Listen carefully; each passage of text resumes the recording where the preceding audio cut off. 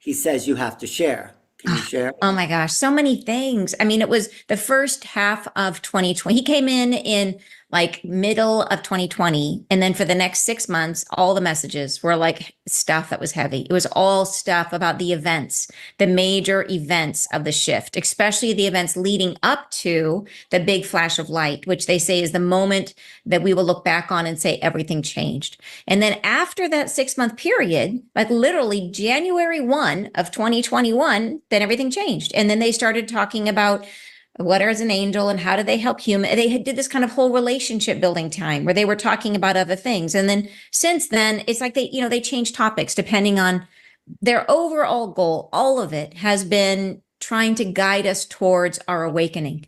But the stuff they talked about right off the bat, like the heaviest stuff, they talked about a big earth rift, which is they said it would be, and this was very, it was earlier in when I was channeling. My channeling was not as fluent as it is now. It was a little more rough.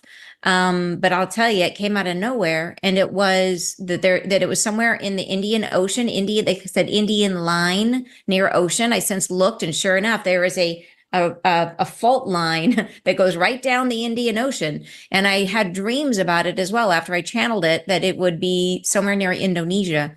So like, I think it's going to be right in that area. So it could be inside the ocean itself, and a very, very significant earth rift. And I think this is, the angels have since said that the fixtures of the earth would not be the same. So I think that this is part of a overall, like a lot of movement of the tectonic plates is coming. And so major shifting of large land masses, which is crazy to think about, but that's one of the things they led with. Well, so the big thing, though, I mean, that's one thing. But what you just said about the major event with the light, Yeah. that's, if people haven't heard you before, that is traumatic. Of course, earthquakes and earth rifts are also major things, but the light that's coming sounds like a solar flare. Would that be it, or what would So you they say? they've described it as it's a solar energy. So it is coming from a star. It could be ours, but probably some other star. And some people think it might be Betelgeuse, which is like I heard that, like I started hearing about Betelgeuse last year sometime. The message about the flash of light first came earlier, like in that 2020 period. And they've talked about it a lot since then. But Betelgeuse is another star that supernovaed, which is like when a star dies and it huge, huge explosion. And this happened, it would have happened in our like 1400s, but it takes so long for the light to travel to us that it would have been on its way this whole time. And we would only begin to see it sometime in the astronomers all say sometime in the very near future. Could be weeks, it could be a couple of years, but we are right in the window when we would expect the light from that supernova to hit the planet. So some people think it might be Betelgeuse. That's the name of it, the star, the supernova.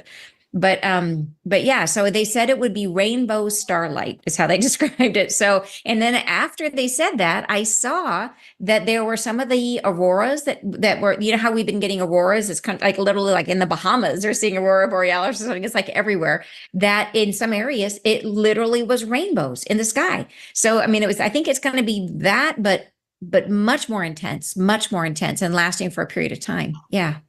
So, like I talked to you, other people have predicted these light ramps at 10 days of light, but so whatever's coming, it's coming soon, is what you Yeah. want people to know. Like you think by the end or of 2026, which is That's my about. guess. That is not channeled. The angels do not do time, but they have said so that the way that they've kind of given me the messages is they've given us a lot of breadcrumbs where they've said, okay, these are the events that are going to happen. Some of the events have already happened. And so some of the things and the things that have happened exactly the way the angels described, like uncannily so, in a way that, and it's really funny because here's the crazy thing about getting channeled information when it's outside of our expectation. I would hear it and I would apply it to the way I see the world today. And only in retrospect, after it happened, I would be able to see how they said it as clear, as plain as day, but I just didn't have a frame of reference to put it in. So So I give me an misunderstood it. example of that, what you're talking So, about. so for example, when they first said that truck drivers would abandon their routes, it sounded like a very specific and strange thing to say. And at the time, I was thinking it was going to have something to do with COVID and riots. And like, I thought it was going to be, they were going to abandon their routes because it wasn't going to be safe to drive. Like that was back then when I first got that message in 2020, I was like, oh, maybe it's because it's not safe. So the truck drivers won't drive their trucks. And that could be why. Turned out it had nothing to do with that. It was, I was seeing it from the perspective of what I was hearing in the news at the time. And it turned out to be that they were voluntarily, and it wasn't a single truck driver. It was like an organized, and it was both. It was, some of it was organized, where we had, truck rallies where they were driving across the country in Canada, and then they were trying to organize rallies in the United States. There was, 100,000 truck drivers that didn't show up in the UK because the UK pulled out of sorry, I'm blanking, but since the truck drivers were no longer able to get into the country. And so there's all of these examples. There was also the fact that lots of people thought that the supply shortages were because of the ports. It turns out that it was the truck drivers that were the one of the issues, is they couldn't get enough truck drivers to take the stuff from the ports out to where it needed to go. So truck drivers for a period there just kept showing up in ways that I could never have expanded my anticipation, my understanding to encompass everything that they meant, and to even realize that truck drivers would become such a pivotal part of what happened during 2020, that they were such a pivotal part of the story. But this is much bigger than truck drivers. This is huge. This is what you've said in the past. This is a planetary event, and everyone will witness it. Yeah. So again, we might not have the awareness of what that actually means, but it sounds phenomenal. I mean, it sounds like it is what you're saying. It is the moment where history changes. Is that what you're saying? Absolutely. It is the moment where we change, which is much more important, because then we make history. Like, it's one thing to have history change. It's another thing to say, who are the history creators? It's us. And if we change, then history is different forevermore. Right. And that's the thing that's, they have said, like, how is it that we're meant to become, like, the ultimate goal, as they say, is that we are meant to become galactic citizens, that we're meant to reconnect to our origins back out there. But the only way we can do it, they said, is that before they will come to us, especially specifically talking to you and your expertise and your deep knowledge on that subject, that they've said that we have to have world peace. Before they can come, we have to achieve world peace. And there's no way we can do that. If you look at the world right now, there's no way, unless we are different. Like, so we would have to change in order to achieve world peace. And that's exactly what's going to happen. Well, we have to, and the only way you're saying we're going to change is with this light. I mean, that's nothing else has worked so far. Yeah. So, and are they doing this, or are they predicting that it's coming, or is it this universe itself telling us? I mean, why is this coming now? Because we have to change, yes, but is this something that's generated by a force so we can change? Well, when I have asked, like, what is driving the shift in consciousness, they say it's the earth herself, that the earth herself is ready to shift into a higher frequency. Just like we clear things and we go through, leveling up our consciousness, she is going to lift her consciousness, and we are on the earth. So she moves to a higher frequency. In order to stay here, we have to match that frequency. So she's the driver.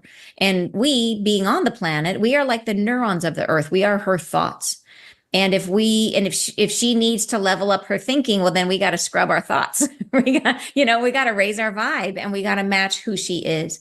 So what they've said is that we have the rest of our natural lives. We have the rest of our lives as they will play out as we have agreed on this planet to shift our consciousness. But then once we leave, no one can come back to the planet who is not in alignment, in resonance with her higher frequency. So you can only reincarnate here if you have shifted your vibration. Or reincarnate somewhere else. There's another planet, right? There's another, and there's absolutely no judgment in that, which is so important to know, that some souls will know that for themselves, that they will make faster progress if they stay within a karmic construct. And so they will choose to go to the other planet, because there they can continue the journey that they're on and hopefully make faster progress than they will here when those constraints are gone. But what you said about it coming from the earth is the message that the Kogis put out recently. Did you see that message from the mother?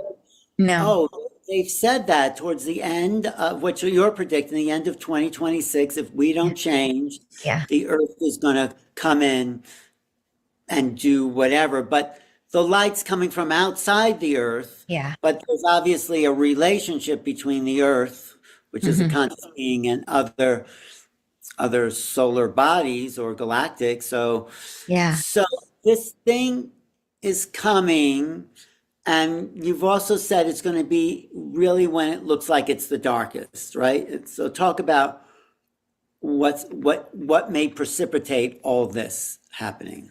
Oh, you mean in terms of what kind of events are leading up to it? Yeah. Yes. Yeah, Yeah. so we are in a process of unwinding and the thing is to recognize that there's a lot of difficult stuff that we have already been through, starting with 2020. We've been on a pathway where, you can call it the poly crisis. We are like the frogs in the pot of boiling water, where it used to be that when something bad would happen, it would be on the front page of the news for weeks. Hurricane Katrina, we were talking about it for weeks.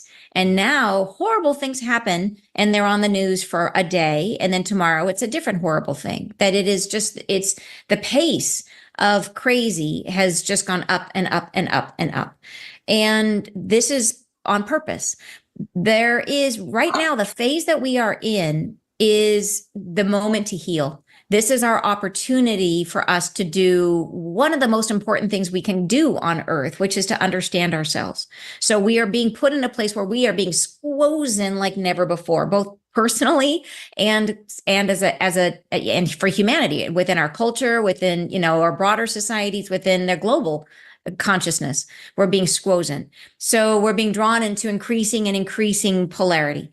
And this is for the purpose of bringing things up to the surface. So think about how many social movements we've had, that things that have always been talked about but never brought to the surface, things that were always sort of, pushed down. We had the Me Too movement, we've had the Black Lives Matter movement, we've had all these things that were just brushed under the rug for the longest time, that finally came up to the surface to be said, like, this is who we have been, this is who we are.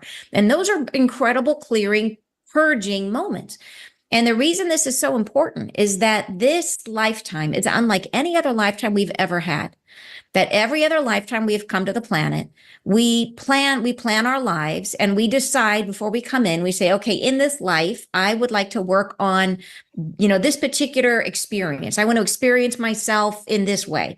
And so in order to do that, I have 2 or 3 other past lives that will help me to ground in those energies, where I know if I need to have this wound and this wound, I can pull them up from these other past lives, and we will draw those 2 or 3 lives into this life. And we will usually lay the groundwork for those in that between birth and age 7. And it usually be through our parents.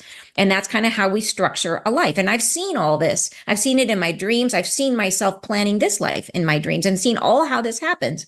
So, but in this life, it's totally different.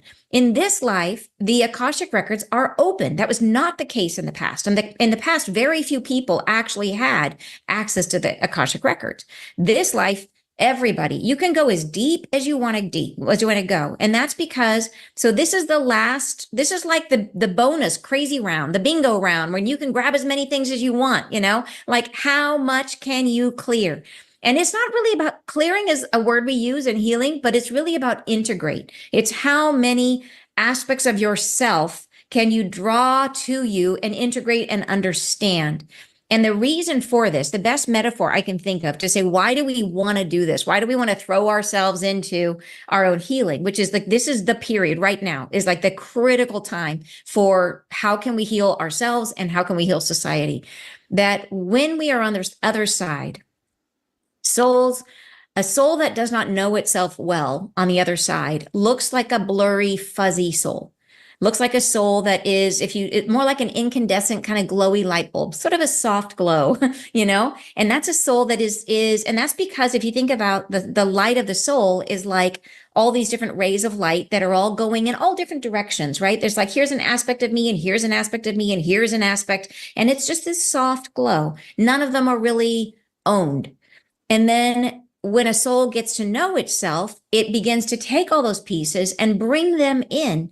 And gradually that light becomes increasingly coherent, where all of those pieces become part of your central column of light. And what ends up happening is that soul becomes crisper and crisper, like a laser beam, where you become this polished, bright spark of light, right? And that is a soul that knows itself.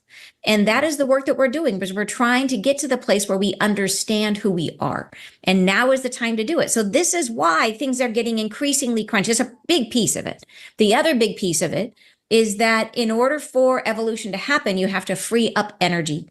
And energy is constant. We can't add energy to the system or take energy away from the system. So the only way to create the energy needed for a huge evolution of consciousness is to break apart the old systems. We have to free up energy from the things that have been heavy in order to provide energy for the huge shift that's coming. Well, okay, I have a couple of questions. And I'm not saying it's not important, but why is this important? What is the purpose of this evolution? I mean, we all come from source, we go back, and we're in this process, which is sort of an illusion, a Maya, but somehow it seems we're here to do that and it's important, but why is it important, if that makes sense? Why is it important to know ourselves? I mean, I think that is why we and become a crystallized soul, because it's all the source anyway, playing with its own illusion, or maybe it's not. Maybe that's just a very limited way of thinking about it. So, why is this? Why do we do it? Yeah. I think it all stems from the reason why we were birthed as souls to begin with, which is that concept of, imagine being in a completely dark room by yourself, all the lights turned off, you're in a sensory deprivation chamber. You have no feeling, you have no thought, you have nothing outside of you. You just have you. And you're in that space. You can't feel your body. You can't feel your surroundings. You're literally just alone with your thoughts. And so in that space, imagine this is source in a sensory deprivation chamber. And source says, who am I? Like, I'm floating in this nothingness. Who am I? Like, where am I? Who am I? What am I doing? What is this place? What's happening to me? Who am I? Right? Always coming back to who am I? Well, the only way to understand yourself in that context is to be able to see yourself from the outside, to be able to look back at yourself, right? To see yourself from an outside perspective. So in that moment, source comes apart and becomes two, right? And in that moment, it's literally like the way that they show it to me is that, and this is true on every single level, that it's literally like if you've ever played pool and you have the white ball and you've got the triangle balls and you hit the white ball hits the triangle and boom, all the balls go all at once. That this is what happened, that this is like the Big Bang when source says, who am I? And then separates itself, himself, herself in order to see itself, boom, right? The creation of everything. It is that moment, because it's the same thing for us when we decide to incarnate. When a soul decides to come to earth and make one life, you don't make one life, you make all lives at the same time, because there is no such thing as time. So you say, I want to incarnate on earth. And they say, great, you're going to have 1,245 lives. That's the pool, right? You hit the ball and boom, there they all are. They're all happening all at once. So the big question at the beginning of it all was, who am I? So each of us, in that process of that question, it's like it unfolds and it unfolds and it unfolds. We have the initial question of who am I? But then it says, okay, if I am that, well, how do I be that when I am a poor Hungarian father? How do I be that when I'm a perpetrator of heinous crimes? How do I be that when I see it from all these different angles, right? When I see myself as, the young child who dies of like leukemia, how do I behave? What is my life, my experience? Who am I when I'm put in this particular kind of box? That is how I understand myself. And it's the process. It all stems from the original question from source of who am I? Because we are all source. But every time you take it a step, it opens up almost another question of, okay, great. Well, if I'm at that in this life, who am I if I play the opposite role? And it can continue to expand and expand and expand and add, forever until we begin this process of taking all the pieces and bringing them back in. And the goal is to expand all the way out like a breath. Everything comes back to, we can understand everything from the human body. We have the inhale, expand as big as you can. And then the exhale, bring it all back to center so that at the end, we all come back and unify back with source. Right. So the purpose of consciousness, from what I've heard, is to know itself. I mean, Yes. the consciousness. And so this process of humans awakening Yeah. is a way consciousness will know itself. And yet there seems like there's a force outside of us because we're not getting it. So because we're not getting it, or this other thing is going to come in and do like an intervention. Would you say it's like an intervention of a sort, or is this a natural phenomenon that would happen anyway? It's either we're prepared or not, because there are people now prepared for a Yeah. big shift, Yeah. are actually shifted to that level. So, Yeah. I mean, There, yeah, there is a certain amount of like, where is humanity going to go from here? Like, there is a certain amount of like, are we ready to come along with, like, Earth is going, the ship is leaving, right? Earth is going to be shifting to a new consciousness. Do we get to stay on planet Earth as a collective, or do we not? And so there is a truth to it that we, as humanity, have to achieve a certain level of consciousness in order to, it's just, I mean, it's physics. It's like, if you can't resonate, if you can't play a high enough pitch instrument to be in that orchestra, you can't be in the orchestra, or you're going to sound like the turd in the punch bowl. You got to match, And so there's truth in that. We have this life to get it sorted out. And I think it's looking pretty good, and we're going to have this flash of light is coming to help us. We have this massive awakening that is, you think we're having a lot of awakening now, just wait. Like, it is going to be like a sea of people waking up. So what do we need to do to prepare? I mean, yes, people are talk about because in your mind, there's no doubt that something is happening. And Bashar didn't say a flash of light, but he says there'll be open contact. Other people have said things. So how do we best prepare for this huge, huge shift? The biggest thing that we can do that's going to shepherd us through these changes with ease is to understand that we have to trust and have faith that we are creating our own reality. And we have to understand that even though things may be very difficult externally, that there could be craziness going on outside, to not get sucked into the crazy. And when you need to, pull down the blinds, close the door, go internal, focus on love. This is the most critical thing that we need to do, is focus on love internally. Work on your own integration of yourself, on self-love, and work on that. That is it. That's the number one most important thing. The second most important thing we got to do, like they said, the flash of light is available to everyone. What determines whether or not we move into the flash of light or we resist the flash of light is the degree to which we are willing to release what is. And so, is there anything that you are so attached to? I was just thinking about this the other day because I was listening. I'm into dreams, and I like to listen to other people's dreams on YouTube. And I was listening to this person talk about that she had a dream that was like, and I don't know anything. I'm sorry. I don't know much about the Bible at all or different religious texts, but there's a story about a woman who turns into salt because she turns around and looks that you know what I'm talking about? Yeah, She's going. Yeah. They were Yeah. leaving Sodom and Gomorrah, and they said, "Don't Yes. look back," and she Yes. does. Yes. Yeah. So, And I think she's probably turning around to like look to see if her kids are coming, or to look to see, like, whatever reason she's turning around to look to see.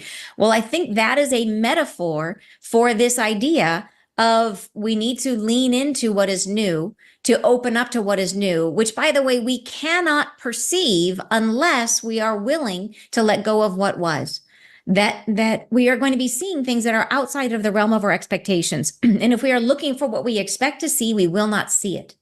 So the idea that we can turn our back on it if we are looking for what we expect to see, if we're turning around and saying, well, wait, okay, yeah, I'm totally willing to come, but let me just go get my 5 suitcases, right? I want to bring these. I can come, but I want my collection of spoons that I gathered from all over the world, whatever it is, right? We're like, what if you're really like heartbroken because something big has happened and you've lost something you care about, right? And if you cannot let go of that, you are not open to perceive what is new. So this concept of release and allow, they tell it to me over and over again, release and allow. You've said two, well, from what I'm hearing, two different things. First, Yes. we create a reality, Yep. and then there's things we can't perceive. We have to. So that seems like a contradiction. If people are creating the reality of what they want to hold on to, that's the reality they're creating. So there's this other thing that's Mhm. creating the reality for us because we're not going with the flow. I mean, so it sounds like a bit of a contradiction. You know what I No, it's mean? actually so yeah, thanks for bringing it up, but no, it's actually so let me go back and show the difference between the two.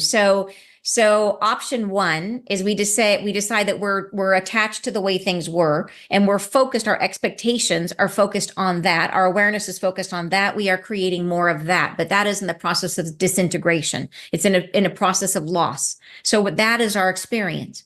If we let go of that and we allow ourselves to move into the flash of light, they say the flash of light will take us up the staircase, but it will not push us through the door. That is the choice. And the choice, we resist the door if we're attached to what was and we're staying in that lower frequency. When we go through the door, then all of a sudden we go through this truly metamorphic process that is going to happen to our bodies. In that process, this is way out there, but it's so cool, is there is a second aspect of us. This is the first time it's ever happened in human history. We were born with two aspects in the same body of our soul. We have our lower frequency self and we have this higher frequency self, which has been there all along. And when we go through this process, the higher frequency self is born like a new consciousness that comes out of us. And from that higher perspective, we begin to create the new reality, which will be outside of our expectations. They said that after we move through this process, we will come through it and we will feel like we have brain fog. We will feel like things are fuzzy and we can't quite see and it will be confusing. But it's not because there's anything wrong with us. It's because the new reality does not fully exist yet, that we are in the process of creating it as we move into it. So I think how I understand this is, yes, we create a reality, except we don't, because on the human level, on the ego level, we don't create it, but this higher aspect of ourselves is pushing us towards evolution, and that's really the reality we're creating. Is that sort of what you're saying? Because on the lower level, obviously, we're not creating reality because we're not creating the flash of light on the ego level, right? You So know, great question. It's both. It's both. It is within, it's almost like we are inside of a bubble. And then inside of the bubble, we are creating a reality within the context of what's possible inside the bubble with all the materials that are available to us. We create with what's here. Like we create through resonance, but we can only resonate with things that exist within the bubble that we're in. But who creates the bubble? And who defines what's inside the bubble? And that's the higher consciousness that defines it. So, but within the bubble, we create. And it's not 100% like the angels intervene. So say, for example, you are in the bubble and you are creating your reality, but the way that that's going to look, it's going to be, okay, you, Alan, say, okay, I am ready for a mind altering experience. It's going to shift me in a profound way. And you are vibrating this out into the world. And so there's all these mind altering experiences that you could potentially line up with. So they play within the bubble. They help us to make sure that it's almost like, I think of it as like bowling, and you're kind of, we are bowling, but we've got gutter guards up where the angels are the gutter guards. But within that lane, we can go all over the place. right. But in the limited bubble that people exist in, the reality is not necessarily working for them anymore. And that's why the angels are coming in and shifting the whole context of Earth reality now, right? I would say no, that it is the earth. Like I said, the earth herself she's a conscious being, and she is just she's ready to move to a higher state of consciousness. So there's never any judgment in anything. That's the thing that I always come back to, that there's never a moment that we are wrong or we are right. We are always just are. And so the idea that we didn't do it right or we're not good enough or that we are somehow like got off the wagon and now they got to kind of give us a big kick in the fanny. I keep saying that word. I can't say that word because it means something else in other countries. A kick in the rear. How about that? That's better. But, but, but so it's not so much that, it's just literally that we are riding along on the earth. And more so than riding along, we are her thoughts. And if she wants to shift, we have to shift. So it's not a thing where where they looked at us, some higher being said, "Oh, you guys are late. You guys are late to lunch and you get no fruit cup." It's not going to be that. It's going to be okay. If you guys want to stay on this planet, you got to be in harmony with the planet. But we've also talked about, and you did a great presentation at the Sedona Transcendence Retreat, and Thank you. it's going to be in Sedona in March at the Sedona Ascension Retreat. But you've also talked, there's a whole maybe major population on the planet that has no idea about transformation, any of this, and those people are going to have a rude awakening. So talk about that and what Yeah. we could do for those people. Absolutely. And it will be like, it is like, what I have seen is that the experiences that are coming, if you were to come into them with no understanding of the bigger picture, with no conception at all of like where we are headed and why this is happening, that it may be a very, very scary time for a lot of people. There may also, because the frequencies are increasing on the planet, there are, even now, the angels said, like right before this last huge wave of solar energy hit the planet, they told us we were going to be in this onslaught where just like crazy solar flares. All of those are shifting us. So there are people who are being woken up all over the place who, like a year ago, they were like, I was fine, like being an accountant and doing my thing. And then all of a sudden I start seeing crazy visions. And so it's happening now, but it will be even more so. And those people who are resistant to the flash of light and to the energies that are coming may find themselves desperately searching for answers. And so I think what we will see will be an enormous call to the spirit. People are going to be looking, and that's why all the light workers are here. Like the go time is after the flash of light. Like that is when so many people are going to be needing help.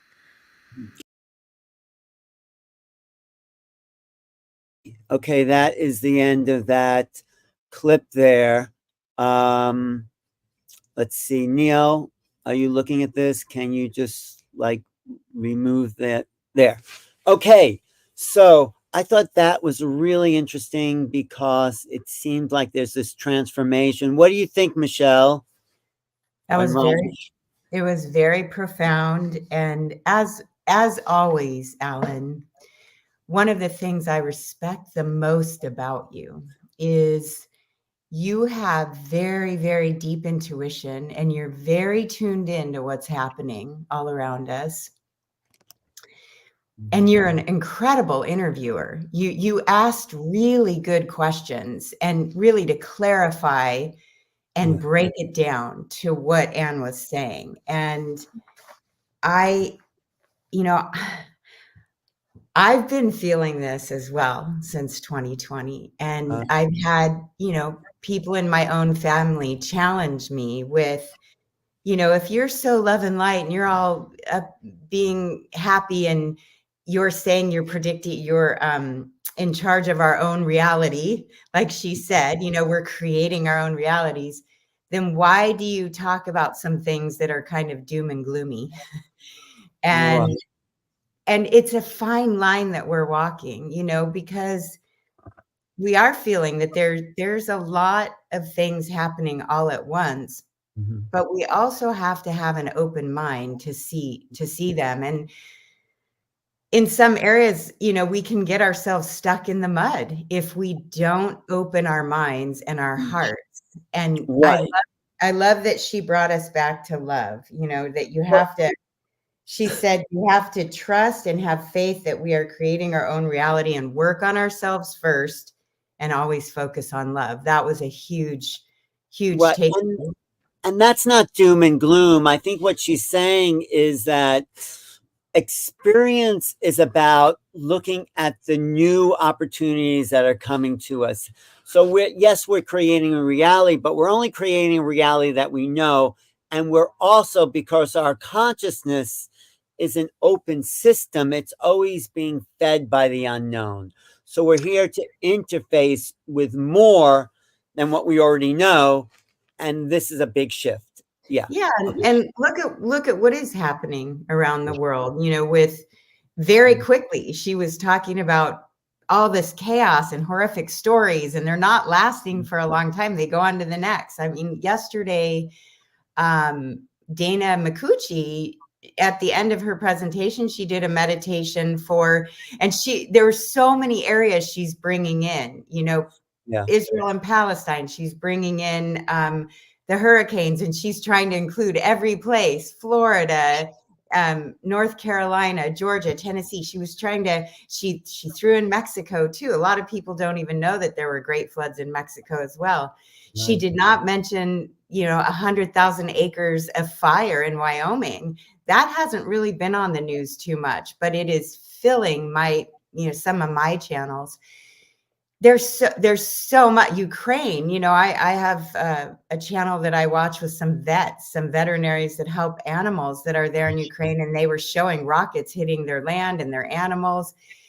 There's a lot of chaos happening, but what we're seeing is the higher consciousness of how people are unifying to come together and help each other. And in a lot of areas, it's outside of government. It's people helping people. It's returning to that.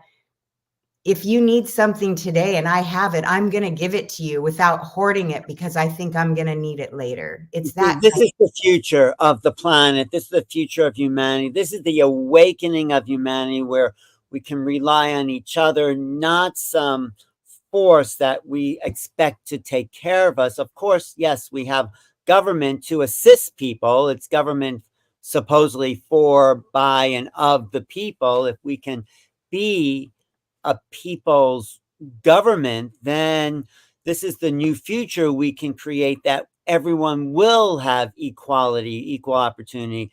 I mean, we're moving that way, but I think we need this acceleration. I don't know if this is going to come true. I mean, me and you, we've been around a while. We've heard dozens of people predict these things and that thing, but it does feel like this upgrade of consciousness is coming in some form. This is what Aluna was saying. This is what a lot of people at this, 11 days are talking about, this huge transformation that, yes, we're hoping to create that reality. So we're putting out the intent, and we're seeing what the force of the unknown is going to give us, right? But if we hold the highest as a possibility, then that intent can come from the highest level, I think.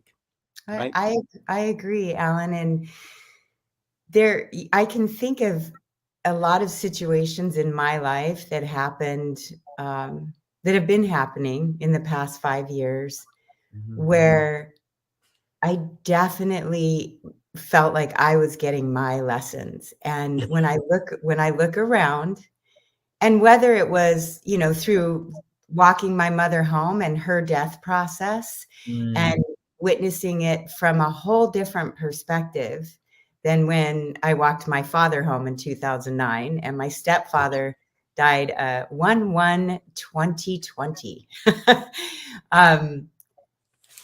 It was definitely there was definitely a different vibration with the deepening of our intimacy during that time. And seeing my mom as somebody who was really afraid of death, very, very afraid of death, and finding myself opening my mind to a different understanding than I had previously, of what happens to souls. And, a lot of this information reminds me of but Daniel Brinkley speaks about a lot of these kinds of things. Yeah, speaking of Daniel Brinkley, and you're saying your mother was afraid of death, it sounds like she was afraid of life, really, your mother. I don't Yeah, know her, but she was. She had a lot of fear. She did. She right. had a lot of So fear. it's She would have been Piglet in, you know, um, but she was a very, very loving person. And I feel that I learned to love through my mother because she loved so deeply. I do feel that we are talking so much. Many of our speakers are talking about remembering our true eternal nature. That's a big theme being woven through. I know that Eric and I talk a lot on Awakening Code Radio about the only place we can go right now is within. that this is, instead of looking outside and pointing fingers and judging and blaming and shaming, that our job right now is to be good humans and to do good for the sake of doing good, and Yes. to keep loving and to go within and do our own inner work, those recesses inside of ourselves that are really giving us an invitation to level up, really up level. How do we up level? And a lot of that comes with unconditional forgiveness, radical forgiveness of Right. ourselves. I just want to address a question by Joran. He says, or he or she, I'm wondering how much energy I should put into investigating what's really going on in the world behind the censorship, or should I focus on maintaining my personal vibration? Yes, because if you focus on that, then maybe you could change the negativity. If I'm able to take in extended focus on negativity while being no need to, what exists is, it's, there is a duality, polarity in the world, but focus on your this is my advice, your positive vibration, your love vibration. Lift the negativity, don't focus on the negativity. You know, the Tao Te Ching says, know the dark but stay to the light. So it's not about denying what's going on, but don't get sucked in and destabilize you. Keep your vibration high, and like Michelle says, send love to it all, so you can raise that negativity into the light. That's And what I'm saying. I hear a lot of people speaking about 0 point. And when we break that down, what that looks like is, rather than numbing ourselves out to situations, that we can have awareness but remain neutral. And I think that neutrality amidst duality, we've heard that phrase a lot and used it on our show a lot.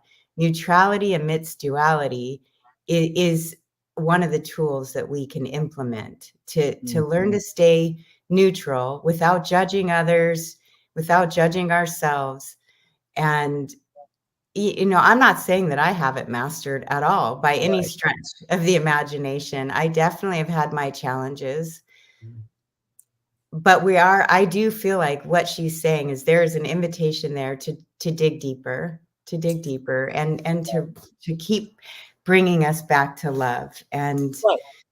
This is the time of transformation. The world is, you know, whatever level you think it is full of awful things and beautiful things, and we're trying to up level it. That's why we're doing the Awakening of Humanity 11 days intensive, because there is a shift that each of us can carry the energy of, and all the speakers here. And that's why I brought Anne in, because there's a chance that if we unify in this love higher frequency, that it can create a ripple effect, perhaps to those that are not functioning at that level. So yeah, there's negativity out there, but doesn't mean you have to be pulled down into it.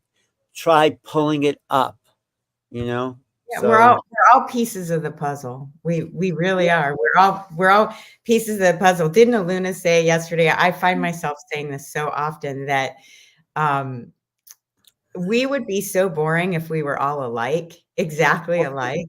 We right. would be robots, right? If we just all did and thought exactly the same, we would be really boring. And Well, that, yeah. yeah, that's why I'm glad I created you in my reality, Michelle, because really, because you remind me of things that maybe I haven't thought of, or you're bringing in more love, information, perspectives. And yes, we've created each other because there's not really only one consciousness here, and we're all aspects of it, but we're getting to know the parts of each other that we're resonating with and changing the frequency of. So I think it's a great time. It's very intense, and you know, this is that point of shifting. Like, aren't people going to look back and say, what was it like when the world was in that way and they went through this huge change? And it's my hope, in order to bring it to this great other level.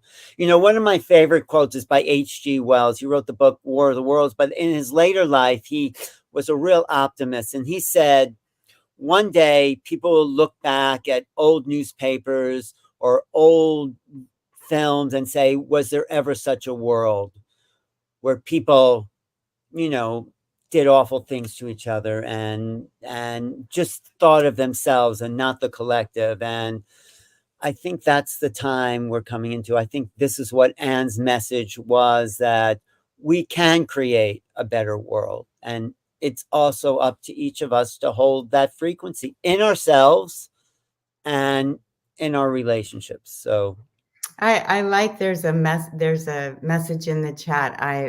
I'm not choosing, I'm observing.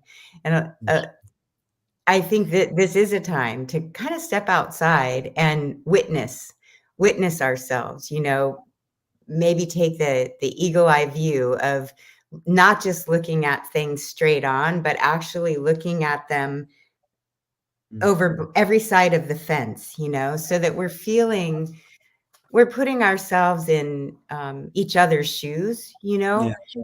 and instead of looking at somebody and saying, how can you have that perspective?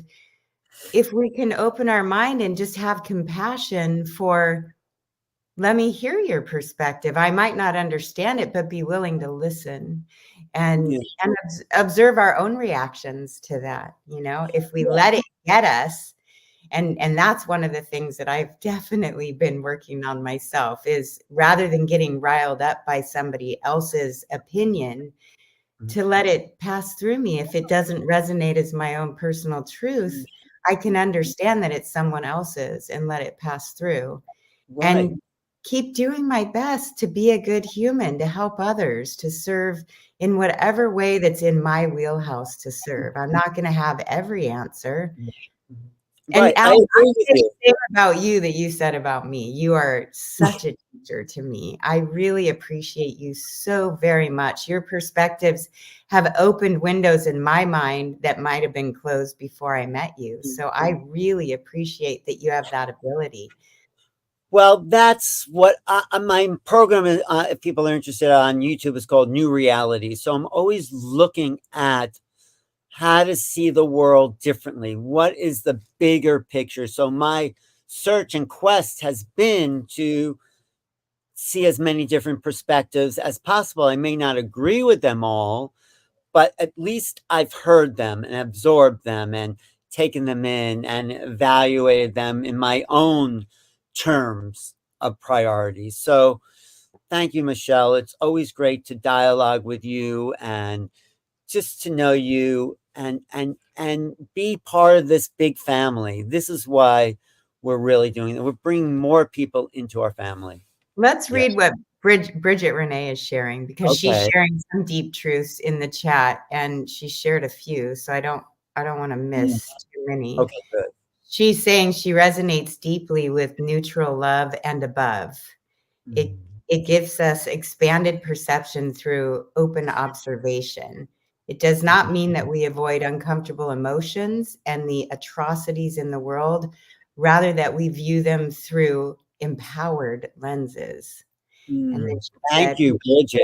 we always have the power to assist. That assistance comes in many forms or many flavors. Thank you, Bridget. I always resonate with what Bridget shares, and I want to like go it. deeper with Bridget. I just want to give her a big hug right now and see her face right here on the screen.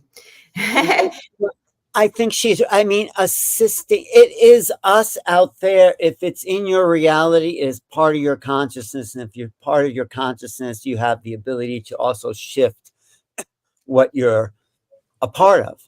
So with intention and love and hope and possibilities. So that's our job, Michelle, is to remind people and remind ourselves, because I need reminding, So, someone cuts you off in traffic, you just yell or whatever, but, oh, maybe that person was in a hurry or whatever, or needed to do that. So that's simple. I think the end of the old paradigm seems to be, I mean, there's wars happening and awful things, but I think if we really hold the light, and if enough of us do that, that's the prophecy of 144,000 shifting what I say, the paradigm of human thought, then what Ann Tucker mentioned is the light of consciousness. It may not be a light that sweet, but it may be the awakening of who we really are. I mean, we'll see how it shows up. I agree, Alan. I thank you for giving us that powerful message. I think a lot of people will be taking in those codes and those little seed packets. You know, a seed will sprout from what you shared through what your interview with Anne. I really appreciate that. And well, she's also going to be at the Sedona Ascension retreat in March. I'll put more of that in the chat. Here's your next great visionary. Oliver Huntley in the house. Hi, Oliver. Hello. So beautiful to see both of you, to feel both of your presences here. Thank you so much for opening the gateways and bringing through so much. I was tuning in to the end of what you were sharing there, and it was not only so beautiful, there's so much of what I feel called to share today that completely resonates, aligns, and expands what you both were talking about with the remembrance, with the light, and with what we're doing here. Yeah, a Gnostic Druid. I'm really interested in what you have to say. So please, let's just continue with Oliver. Thank you, Oliver. Great to meet you and everyone here. Thanks, Michelle. Thanks, Alan. Oliver, I have to say, I haven't met you in person. I think I probably follow you on Instagram. And I always trust that Neil puts us with the right people that we're here to introduce. And he knows frequency matches, you know, and so I read your bio because I'll be reading it, and I'm really looking forward to what you're going to share today. I know there's many of our speakers so far. What are we at?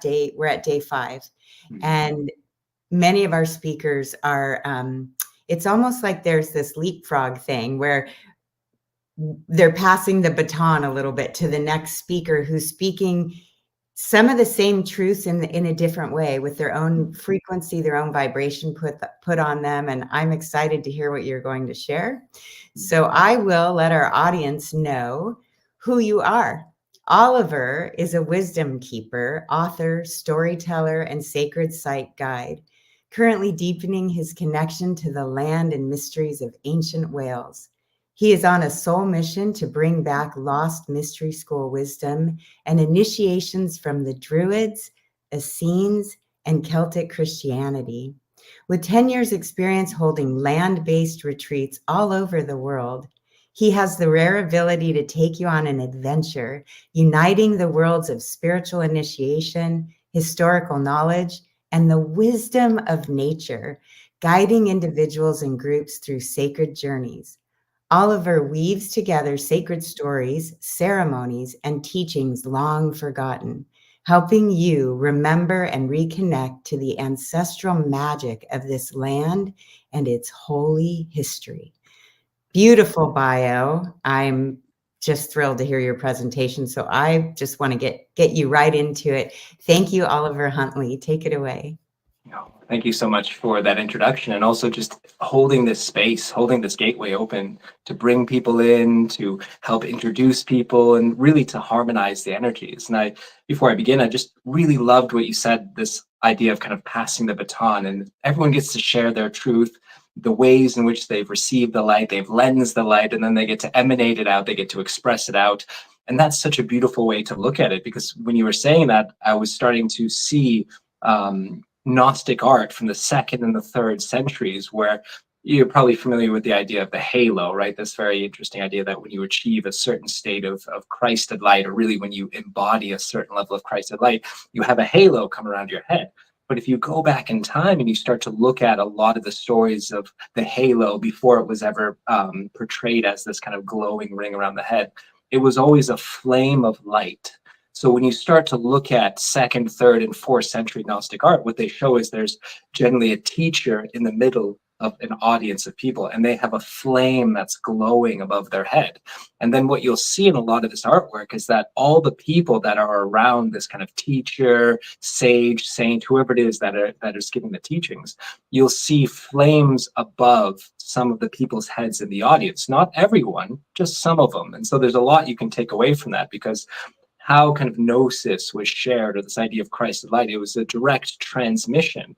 And what would happen is, if you are open to it, if you are ready to receive certain truths or certain emanations, vibrations, layers of consciousness, frequencies, you name it, that you would then be able to receive it. So in the art, you will see some people receiving that flame, and some people would not be receiving that flame because they were either not sufficiently prepared, not open enough, you name it.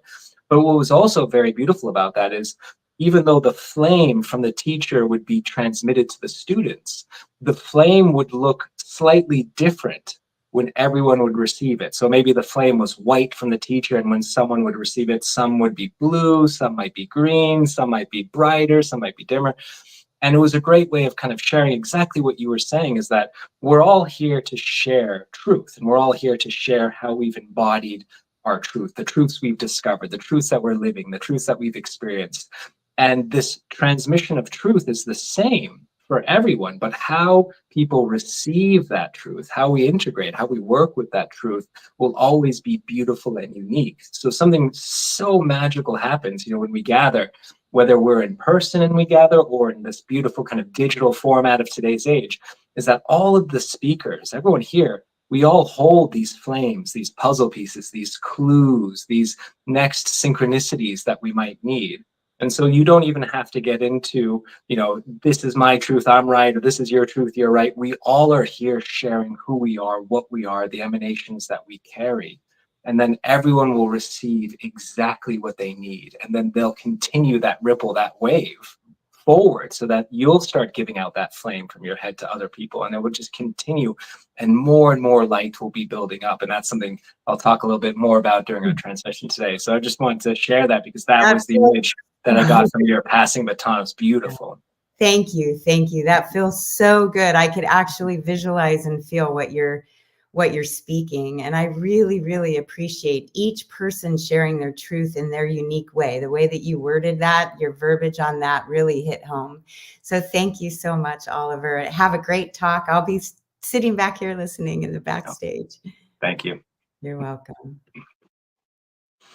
Oh, it's such an honor to be here with everyone. And as I was sharing, there is power, when we gather, when we come together. And of course, in ancient times, it was always done in person. But we have this beautiful kind of revolution of technology, of the internet, of the ways in which we can digitally connect with one another. And so we are gathering over these days. You're getting to meet and to feel and to receive from all these different presenters in a way like it's a mystery school. It truly is a mystery school. All these beautiful beings are gathering together. One, of course, to share things that are resonant in our path, things that we think are very beautiful and important on this path to awakening, but also all of us speakers are receiving from all the other speakers, and we're receiving from all of you, because wherever you are in the world, you think of it like the globe. We're looking at the globe.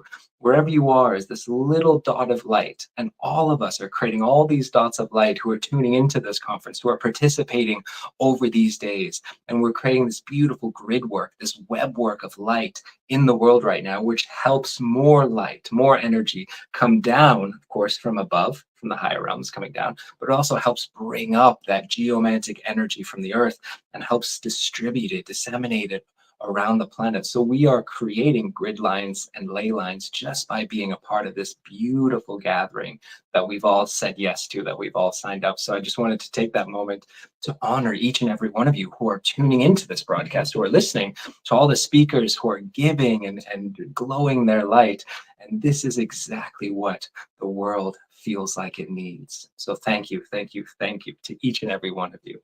So my name is Oliver Huntley, and I'm very excited to be here sharing about my path, being a Gnostic Druid, but also getting to share with you what I consider some really beautiful and inspiring keys that come from the ancient world, that come from ancient wisdom traditions that I feel are even more applicable, even more relevant now in today's age. And getting to share some of these truths is what lights me up. This is my passion. This is what I've spent so much of my life doing, so many years cultivating, information, wisdom, getting to translate different texts, different, manuscripts, you name it, focusing all around ancient language of Aramaic, focusing around the Gnostic tradition, and especially Celtic Christianity, which was all about the church that was before the church, which we'll talk a little bit about today.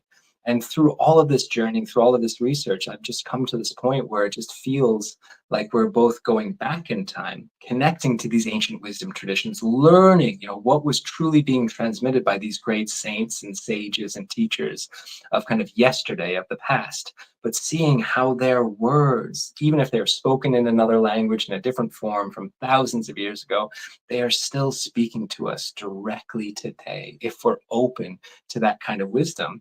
And getting to translate it, getting to update it, getting to make it accessible to people of today is one of my biggest callings, because what this does is it helps prepare the pathway forward. It helps illuminate the path, the steps that we can take. Not that we don't have to do anything, but if we want to move toward a more loving, heart-centered, light-filled, consciousness-filled reality, these steps are being illuminated by all of these great teachers and their words of the past, and we can bring them into our reality today. So this is really where kind of my work, my passion, my dharma, my destiny is all converging, and it just brings me so much excitement to get to be a part of these gatherings and to share these things with all of you. And where my path started, probably similar to a lot of you who are tuning into the call, right? If we think about being on the spiritual path, it must have been very difficult in the old times because there wasn't the internet back then. We couldn't just go on Amazon and order a book. So we couldn't find a kind of the teachings online, the YouTube videos that we have today. It's such a blessing, right? So in the past, it wasn't as easy. But now, like, what a blessing we have where we can sign up to events like this and receive some of these wisdom transmissions. And so I began my path really just hungry and curious to, what were these great ascended masters, these great yogis, these great saints, what were they teaching? I needed to know about it. There was a deep calling, and it put me on a path just to explore all of these great masters, all these very notable teachers from all the world faiths all around the world, from all the different mystery schools. And this is where I started coming across groups of people like the Gnostics, groups and communities of people like the Essenes, which was the group that Yeshua and many other early Christian teachers came out of the Essenes. And it brought me into stories about the Druids, right? An earth-based wisdom, grounded-based wisdom. And I just became obsessed. I knew this was all connected, to my path. And so as I would get more and more into these teachings, I found something that was a common thread, if you will, this kind of golden thread that linked up all of these different teachings. And that's, for me, one of the metrics or barometers that I use is when I find commonality in ancient teachings from different traditions all around the world. Because if they all tend to say the same or very similar things, then you can start to almost receive them with a certain surety or faith. They're like, okay, if they're all saying the same things, there must be something to it.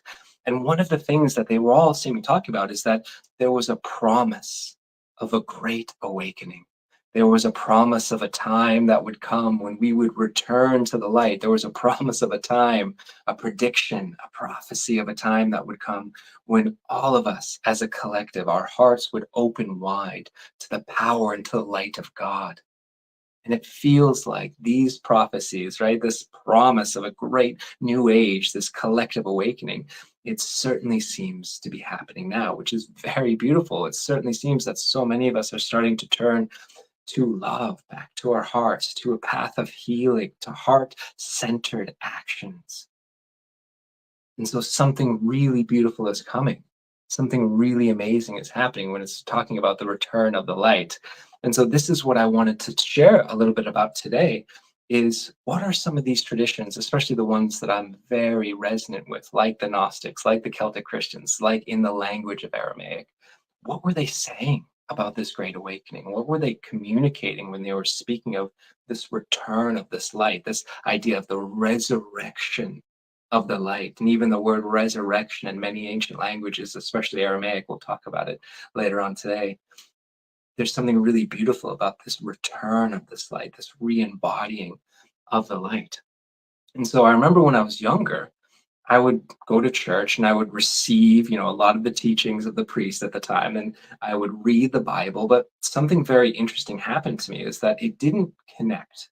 It didn't connect in a way that I was told it should. Like if you read these verses of the Bible or you hear the preacher saying this, right, it's going to cause this awakening. But I remember very clearly when I was younger, it felt like the words were hollow.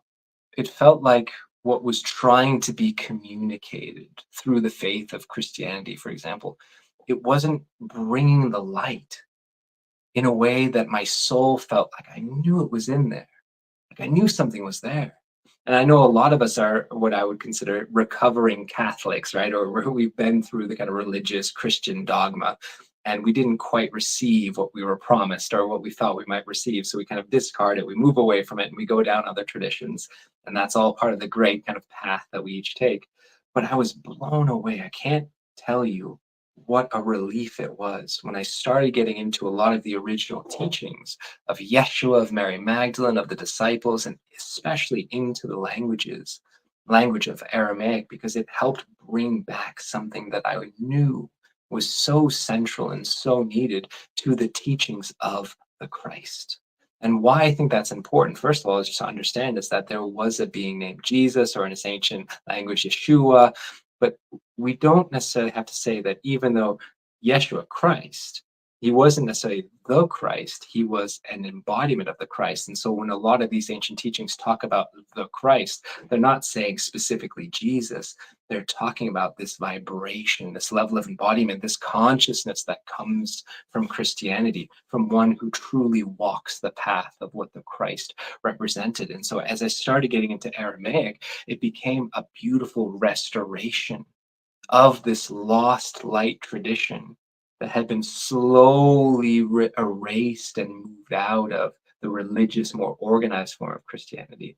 And so to start tapping into Aramaic, and we'll be talking about lots of Aramaic today as we go through different words and different translations, but it was such a relief to my heart and to my soul to then realize, wow, there was something in there that I always knew and felt. And I think a lot of us probably on some deep level, when we pick up the Bible and we receive a lot of the Christian teachings, even if it doesn't resonate fully or it doesn't seem to reach your heart level, it's like, there's something there. There must be something in these teachings that have persisted and lasted for all these thousands of years. And so by getting back into the original language of Aramaic, they function like keys. That reading the Bible in Aramaic, reading and receiving the teachings of Jesus in the original mother tongue that he spoke in, it returns you back to something that is so needed and so ready for today's world, for today's age. This return to the Christ, not to become a Christian, not that you have to go into any religious faith, but this return to this Christed light that is open and available to us all, the light that returns us to the kingdom of heaven, to the kingdom of God, the light that returns us to our heart, that can restore every part of us that is wanting, that is hurting, that has lost its path. This light illuminates every single thing that we need it. And this is truly at the core of what Yeshua's teachings was, Jesus's teachings. And it feels like this is the Christed light. Again, not religious, not dogmatic, not specific to a certain book or church. This is the Christed light that we're all starting to gravitate toward. This is the light that will call us home. And so what I'd love to do tonight is share a little bit about Aramaic and help you see there is so much to decode.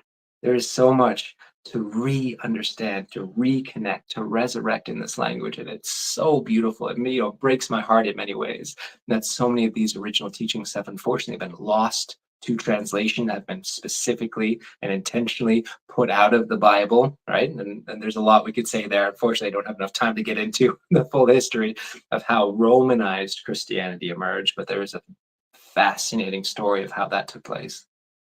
But what we get to see when we get into the language of Aramaic is that the Bible is just a fraction, just a tiny little bit of the true light of what these words of these great early teachers were speaking. And we get to call that back through exploring things like the Celtic Church, through Aramaic, through Gnostic teachings, all these different forms of Christianity that are still there for us if we simply open the door and start to receive this legacy of teachings and traditions.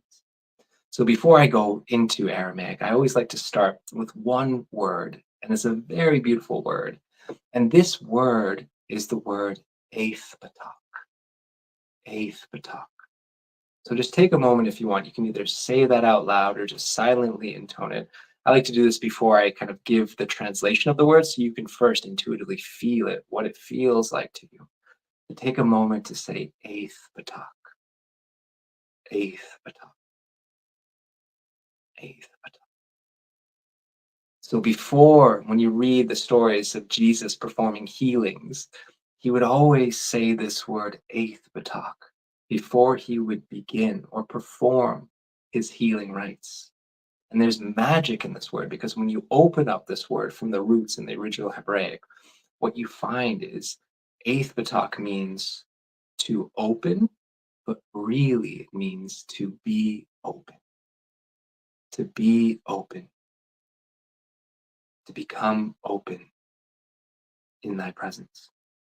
And so why he would say that, the meaning of this word of being open, is it helps us, one, become a vessel, to become a conduit, right? It's like we're opening our grail to receiving the light that wasn't coming from Jesus. It was coming from the Holy Spirit. It was coming from the divine. It was coming from God. And in order for that light, that transmission, that restoration that comes from the divine, you have to be open. If you're closed, it doesn't work. If you're closed, there's no room for malleability, alchemy, transmission, for a transmutation to come through. You have to open yourself. You have to be open in that divine presence. And so the first thing Yeshua would always say is eighth batak. That call, that reminder to be open. And so I say that to all of you as we begin our dive tonight, for us to be open. For us to become those vessels and those conduits that the Holy Spirit can descend inside us and not just stay there, but to continue, flow through us, move through us. And this is how we link up to those divine energies, those cosmic energies. This is why Jesus found it so important to remind people, eighth batak, eighth batak. And so there's much that we can receive from these words, and there's much retranslation needed, because one of the issues that you find with Aramaic is, one, it's primarily done by hardcore academics and scholars, and bless them, and they're so smart, they're so intellectually, right? They're geniuses. They're people who are going back linguistically and opening this language, and that is so important. It's half the work that I do. But if you just look at Aramaic from a purely intellectual or historical and ancient historical cultural context even, you're missing half the point, because it's also a language of spirit. Aramaic is a language that was referred to as a living language. It was a living language in which spirit would move through. And so you need two lenses to fully receive Aramaic. You need the linguistic perfection, right? Really understanding the Hebraic roots of these words, but also you need the openness and the ways in which spirit can speak through you too. And you bring those two things together, then you have a vibrational key that truly functions on many different levels.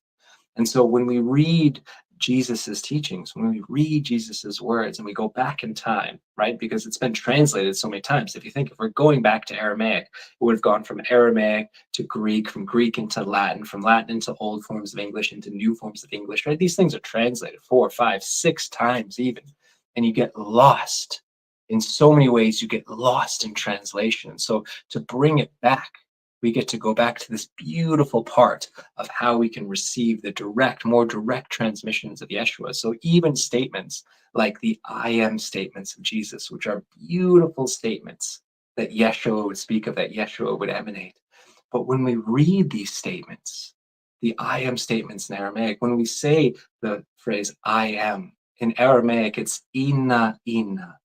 Looks like E-N-A, right? Ina, ina, ina, which literally is translating for like the letter I. It's like two I's put together, right? So I. Ina means I. But when you start to break it open, what it's talking about, it's not just saying I. It doesn't make a lot of sense that way. It's talking about the I that dwells behind the I. The you that is behind the you, right? It's not the you that's here. It's the essence of you. It's the being that dwells within you. And it's beautiful to receive a lot of these teachings in that way, because so much of kind of modern day and especially Romanized Christianity has been developed and devised and created as a way to take your power from you, to make your salvation, right? The salvation of your spirit, your soul, dependent on the church. And you can only get to heaven if you do these things, right? That complete institution has taken your power away from you, made you dependent on certain things, made you idolize certain figures, made certain pathways as the only pathway to your salvation. But these were never in alignment with Jesus's original teachings. These are not reflected in any way in his original words. And so even translating statements like the I am statements of Yeshua, I remember when I first read him, it's like why is Jesus saying me, I, almost, kind of in an egotistical way, pointing at himself, but he never said these things, because when you read the statements, Ina, the I am statements, he's not saying I am the way, the life, the truth, the light. He's saying that the being that dwells within you is the way. Ina Varaha, I am the way. He is saying that the being, the essence of you inside, that is the most important part. He was always giving back people their power. This was written into the very Aramaic teachings that unfortunately have been lost in translation, and specifically kind of removed from some of what we hold now as church doctrine. And when we get into other Aramaic words, Aramaic is so beautiful because, again, it's its own language. It's a Syriac language. It's kind of like Hebrew and Arabic put together, but it uses the Hebrew alphabet. And the Hebrew alphabet is really interesting when you look at it, because it functions both linguistically as well as numerically. So you can get both letters and numbers, and there's many different really cool geometric ways of understanding this language. But when you get into Aramaic, in order to really break open a word, you'll find it's kind of like hieroglyphics, in the sense that, when you see a hieroglyphic for a bird, it might not necessarily just mean, oh, that's a bird. There's a story in there. There's a landscape in there that you can open up and move through. And so you'll find that with Aramaic words, is that when you see an Aramaic word, you can translate that one word, but you can also open it up more and more. And that's one of the things that I wanted to encourage all of you, if you do find attraction or a resonance with Aramaic, realize you can keep breaking words open, both to the roots, the Hebrew roots, but even the individual letters themselves. And you get vaster, much deeper understandings of the word. And so another word that's really beautiful that kind of exemplifies this is the word for love in Aramaic. And there were many different forms of love, and you'll find different variations, but one of them is rahumma, rahumma, rahumma, which was the Aramaic for love. And so when you look at that word, yes, you could say it translates as love, right? So if you were to receive kind of a more academic translation of rahumma, they would say love. And in many ways, you could say that. But there's more in there. And that's why breaking Aramaic open helps return us even more to the roots of the teachings of Yeshua's, because you might hear there's 3 seed sounds in the Rahumma. You have the Ra, the Hum, and the Ma. And so each of those seed sounds carries with it a beautiful, rich tapestry of understanding. So you have a Ra, the first part of that word. Sounds like the Egyptian sun god, right? Very similar. In Aramaic, Ra is the emanation or the burning forth of light, the light which shines out from the void. Then you have the Hum in the middle, which is sacred feminine center, or womb space, if you will, right? Very interesting that they put almost a masculine form of light next to the feminine essence of the womb. And then at the end, you have the Ma, right? Cosmic mother, feminine principle. And so as you start to work with the individual parts of this word, there's many ways you can receive from it. I wish I had more time to really break it open. But love in Aramaic means the light that shines from the great cosmic mother's womb space, the space in which light first emanates from and all light returns. So it's like this cosmic forever circle force. That's just a very basic translation of Rahuma. So you can see even the word love, when you see the love written in the Bible, Rahuma, yes, it means love, but already you can keep going down layers and layers and opening up more and more and more. It's a beautiful word and beautiful levels to it. And then you get to words that you find have genders, right? So in Aramaic, you have words engendered from masculine to feminine. And there's a really interesting thing that happens when a word is engendered feminine. And so anytime you hear the ta sound at the end of a word, what you know is that word has been engendered feminine. So you have a term like, let's take, for example, the kingdom of heaven. Beautiful term, right? Kingdom of heaven. And a lot of people think the kingdom of heaven and the kingdom of God is the same kingdom, but actually it's very different, especially in Aramaic. There's subtle nuances. We'll see if we have the time to open up both in today's call. But you have, for example, the kingdom of heaven. In Aramaic, Malkuta Dashmaya. Malkuta Dashmaya. This is a beautiful term. This is a beautiful kind of understanding, because what you have is Malkuta, which is the word for kingdom, but you hear that ta at the end of it, right? The engendered feminine form, Malkuta. Then you have Dashmaya. Shemaya is heaven, so kingdom of heaven is Dashmaya. Dashmaya is of heaven. So when you're looking at this word, something really cool happens to it, because when you read that in the Bible, Malkuta Dashmaya, you think of it already, oh, kingdom of heaven. That must mean it's a place, right? There's a place. Heaven, it's kingdom, it's a place. It's physicalized. It's like a noun. But Malkuta being feminized, being engendered feminine, it stops it from being a place or a noun or a thing and makes it an experience, a vibration of something, the essence of something. And so when we have Malkuta, it's not talking about necessarily what you have is a kingdom or a place of heaven. You have the vibrational essence of something. And then you go into Dashmaya of heaven, Shemaya. Shemaya is a very interesting term, because Shemaya is the meeting point between the kingdom of God and the earthly realm. The kingdom of heaven, this is the place when we get into Aramaic kind of mythologies, where a lot of the angels dwell. The angels are the gateways between God and earth. And so you have Malkuta Dashmaya is that meeting point, that channel, that intermediary between how the divine realms connect to the earthly realms, but also how the earthly realms connect to the divine realms. Now, because you have that ta sound, it becomes a vibration, it becomes an essence. And so when you go into this word, the kingdom of heaven is not a place, right? It's not a place that you can seek or you can find externally, physically outside you. It is a place that you must seek first within. The kingdom must be found within you. And the paradox that comes from it, and even though they don't talk a lot about this in the canon Bible, the 4 gospels that we know in today's traditional Bibles, there are over 120 other gospels that were not selected for the Bible. Think about that. 120 more than, but we're still discovering them, and who knows how many in total there were. But there are so many more perspectives on the teachings of Yeshua and his ministry that never made the cut. And when you get into these other gospels, they're known as the apocryphal gospels. You start to get really beautiful interpretations of the words. And so St. Thomas, one of my favorites, he's really cool in the sense that he likes to use riddle and allegory and mysteries to help elucidate, help actually awaken our ability to connect with the divine. And so the paradox that comes out of something like the kingdom of heaven is, in order to find the kingdom of heaven, you must first find it, feel it, vibrate with it inside yourself. And as you vibrate it, as you embody this kingdom of heaven, Malkuta Dashmaya, first and foremost in yourself, your vibration then projects it outward. You accessing the kingdom of heaven paradoxically makes it easier to find in your external life and reality. This is such an important concept in Aramaic, because it is exactly what I feel so many of us are doing in today's world, is that we're learning to start to turn within more and more, to find these vibrational essences in our hearts, in our own field more and more. Because it's so easy to get lost in the confusion, the chaos, right? All the craziness that are happening in the world, especially if you read the newspaper or you turn on the news. There's a lot of things happening, a lot of things that might not on the surface look like they're resonating with love and light.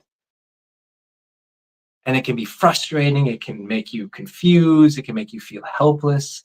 But again, this is where some of these original teachings are so key, because it's about turning within. I go within. When the world is chaotic and stressing me out, I go within. And these teachings are helping you go within, not because they're trying to make you bypass it. They're not telling you to bury your head in the sand and ignore it. No, you're going within so that you can vibrate with this kingdom. And the more you, the more myself, the more all of us individually start to vibrate with this kingdom, the more that kingdom then appears in the world, outside of us, externally. The Gnostics would talk about that we have eyes within our eyes, if you will, like the ina, but they're eyes that dwell within your heart. They're your heart eyes. These are the eyes we must seek. These are the eyes of our heart that we must learn to perceive from. And so the more we open the eyes of our heart, the more we vibrate with this kingdom, the more we can see the kingdom in the world, the more we vibrationally manifest it. And when we're on calls like this, when we're in groups like this, in this digital format, right, we're all called to be a part of this awakening over these days that you get to receive all these different speakers transmitting. We are now collectively vibrating more and more of this kingdom of heaven. The Malkuta Dashmaya is emanating more and more from us. And guess what? This is such a powerful way to affect reality. This is such a powerful way of manifesting that heaven on earth. It's a beautiful channel. And when we talk about, overcoming, right, all these chaotic forces, all the craziness that we see going on in the world, a lot of you have heard of the group of people called the Essenes, right? This ancient mystical group that they say Yeshua, Jesus, came out of, and many other of his contemporaries. This was a group of people, beautiful group. Again, I wish I had enough time to really go into all the different ways that they are revolutionary, not just for their time, but so much of what they hold for today. They were a group of people that organized and structured themselves around one Aramaic word, which is the Aramaic word nura or nahara, depending on the form, which means light. Just as Alan was talking about before, this light, this idea that light is coming back, the Essenes structured themselves around nura, light. They believed that they would cultivate light individually, but collectively as a group. And so Nura carries with it this responsibility that I have a responsibility through Nura to keep polishing and reflecting and refining myself so that I can glow as much light as possible. But it also has a responsibility built in Nura, where I have a responsibility to all of you. And all of you have a responsibility to me. That we have to work together to help each other refine, to heal, to become as luminous as possible. Because when we glow that Nura, we overcome the forces of Satana. Satana. Satana. Now, what does that word sound like, Satana? Yeah, it sounds just like Satan because that's where the word Satan came out of. But Satana in Aramaic doesn't mean this red lizard man who lives down in burning hell. Satana translates as the force that causes us to forget. The force that causes us to forget who we are. The force that causes us to divide ourselves. Divide ourselves internally, also divide us from each other. This is what Satana means. And so to the Essenes, the more we cultivate Nura, the more we cultivate this light, the more we overcome the forces of Satana. And again, if we're trying to call in this great awakening, this awakening which is already taking place, it's accelerated, it's expanded, it's nourished and assisted by the more Nura that we all cultivate. Again, first inside ourselves, but also all the ways that we can help others, to go into service, into servitude to others, to help each other cultivate as much light as we can. And to do it in groups like this, whether it's physical or digital, cultivate this light so we overcome all these forces of Satana, because this is what leads to this idea of this second coming. And again, when we read the second coming, again, we're coming to the end of our time. So I wish I had more time to go deeply into this. But when we come into Satana, or when we overcome Satana with this light, we are then providing this template, this open canvas in which more light can return, the light can be resurrected, and the more of this light returns to the planet, the more we all return to these great and divine kingdoms that we all know are there, that we're all a part of, and we help ground it down. This is such a beautiful process of what the second coming truly means. When we translate the second coming in Aramaic, it's more like second opening or second blooming, if you will. It's something that happens through each and every one of us. And so this is so much of what the original teachings of Yeshua are about. They're about giving you back your power, helping to empower you back into the light, helping all of us remember this divine essence that dwells within us, not bound by dogma, not bound by judgment, not saying you have to go to here or do this. It's not about boxing you in and saying there's only one way. The way is through your own heart. You are the way. The being that dwells within you is the way. And let all of us journey into our own hearts, whichever way we see fit to do, whichever way we are excited to do. That is the true way. And so you're going to receive all these different teachers on the call, all these different beings who are going to be dropping all these truth bombs onto you, and receive all of them. Be Hurtak, be open to them all, and let all of us help you remember what is your truth and your way back to the divine.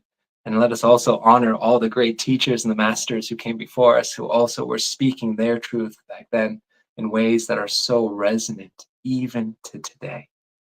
So thank you everyone for tuning into this call. It opens my heart so much to share more about the words of Yeshua, more about the teachings of these great Essene masters, but really just to help encourage all of you to be open to all the past wisdom, to be open to all the sources of wisdom of today, but ultimately for you to dwell within your own heart and to illuminate that path, rising up more and more. So thank you so much for being a part of this great call and this great conference. Hey, beautiful, Oliver. Great overview. One question I have is that we have the beautiful teachings of Jesus and Buddha and a lot of masters. Where does religion come in, and why did it come in as a kind of go-between truth and wisdom and what they had to say? How do you fit that in? Absolutely. So religion's an interesting term because it's not weighted positively or negatively on either end. It becomes almost like a formalization or structuring, if you will, that oftentimes in the past, you would have to go through initiations to awaken into your spirit. And there had to be some kind of ritualized structure that was created from it. And so in many institutions, this kind of formalized structure was very important. It actually allowed so many systems to work. And if it was geared around the heart, giving people back their power, formalized structure coming from these mystical teachings can be a really beautiful, really good thing. But then also you have institutions that would formalize these teachings in a way to control them or utilize them for agendas that are certainly not as loving as we might want them to be. So it's almost like we're trying to take something that's ineffable, something that's formless, something that is so completely cosmic, if you will. And then religion allows you to bring it into a structured, organized, integrated form. But what we do with those religions, and largely the people or the cultures of the time, what they would do with those religions can be a mixed bag. And it can go either way depending on the level of consciousness or the intentions that are behind these religions. And as a kind of a quick follow-up to that, most people, when you speak of Christianity, again, most people have come into contact with Romanized Christianity, right? The Christianity that was birthed from Rome. And again, there's so much in there. I wish I had more time to talk about it. But what most people don't realize was there was a form of Christianity before Romanized Christianity. There was a church that came before the Roman Church, which was known as the Mother Church. And this was Celtic Christianity. This was the entire story of the Celtic Church, where the Grail and many of the disciples went immediately after the crucifixion. Where did Joseph of Arimathea bring these incredible souls? And they went back to the ancient British Isles, where Christianity, before it was ever a form of religion, took root in the British Isles. The oldest churches in the world are in ancient Britain. And this religion, before it was ever a religion, flourished for hundreds of years based on you could say the complete teachings of both Jesus and Mary Magdalene, flourished for centuries before Rome ever kind of got its hands on it and changed things. So it was really beautiful to know that even this idea of structuring mystical traditions can be really beneficial, but it doesn't always end that way. It completely depends on who and what does these kind of formalizations. Yeah. I don't know about structuring because I like the Gnostic approach, the Druid approach, the Taoist approach, where it's a way of life. It's not following the laws. It's getting us in touch with the universal beingness. Yes, exactly.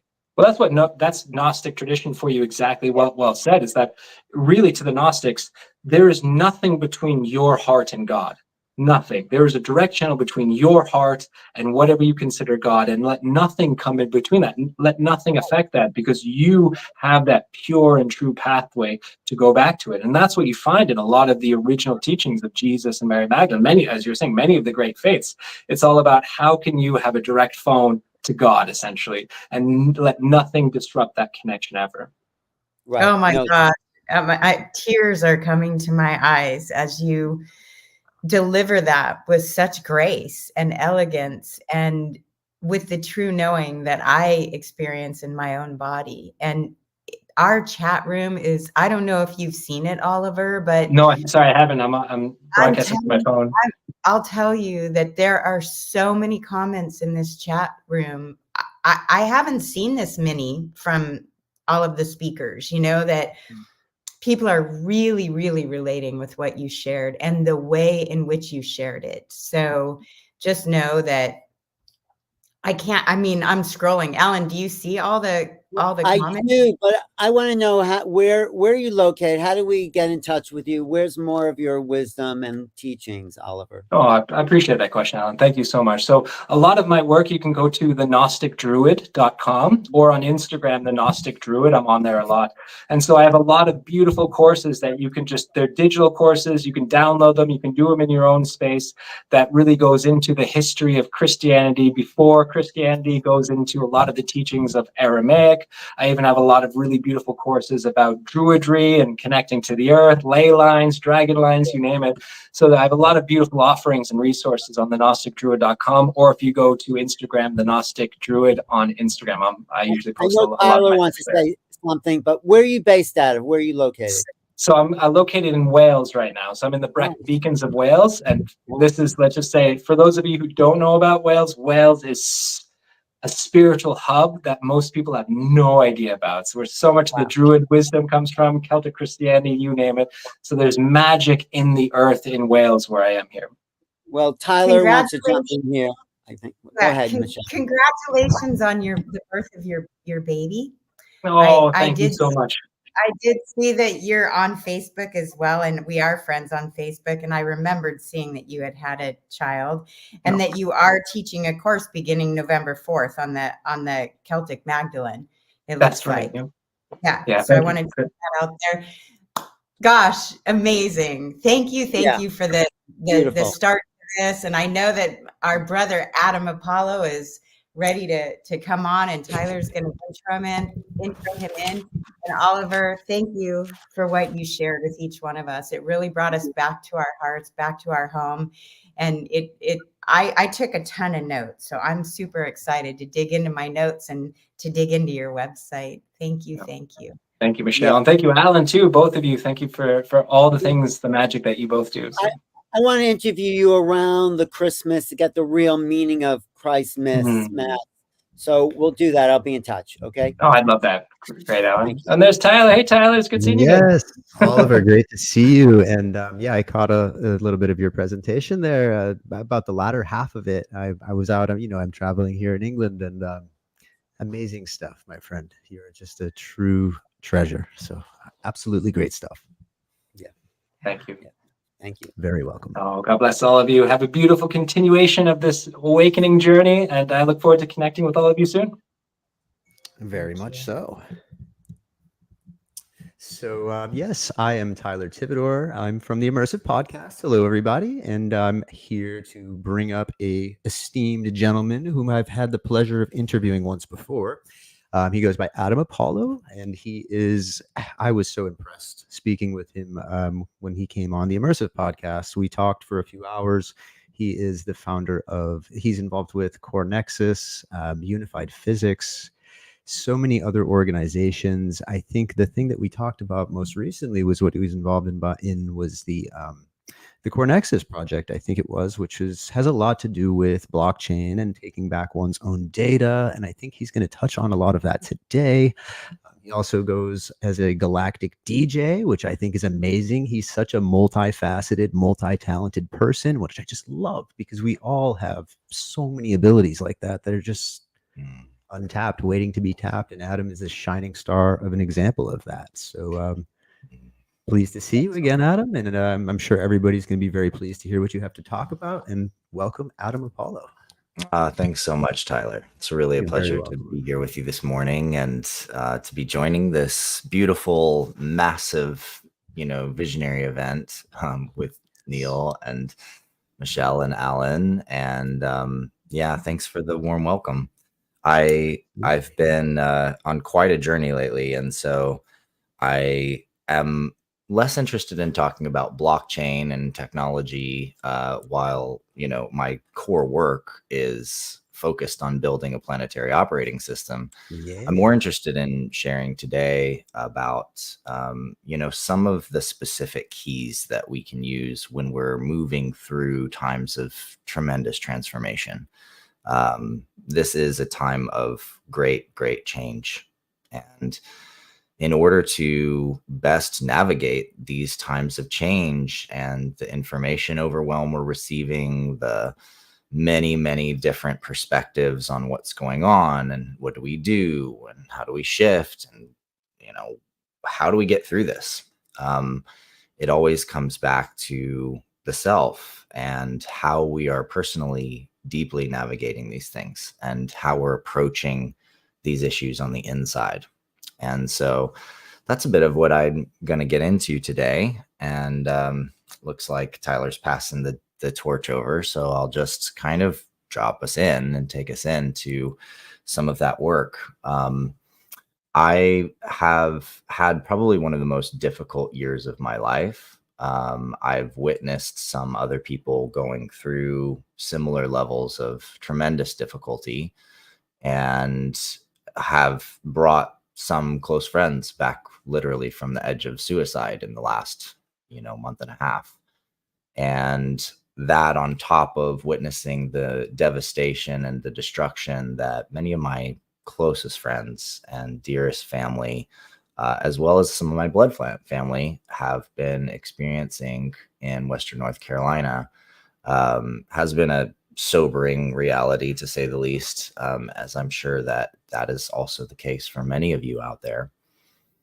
And when we're faced with these kinds of deep transformations and challenges, one of the first things that we can feel come up, and that's part of the process, is to feel like we're a victim of somebody or something else.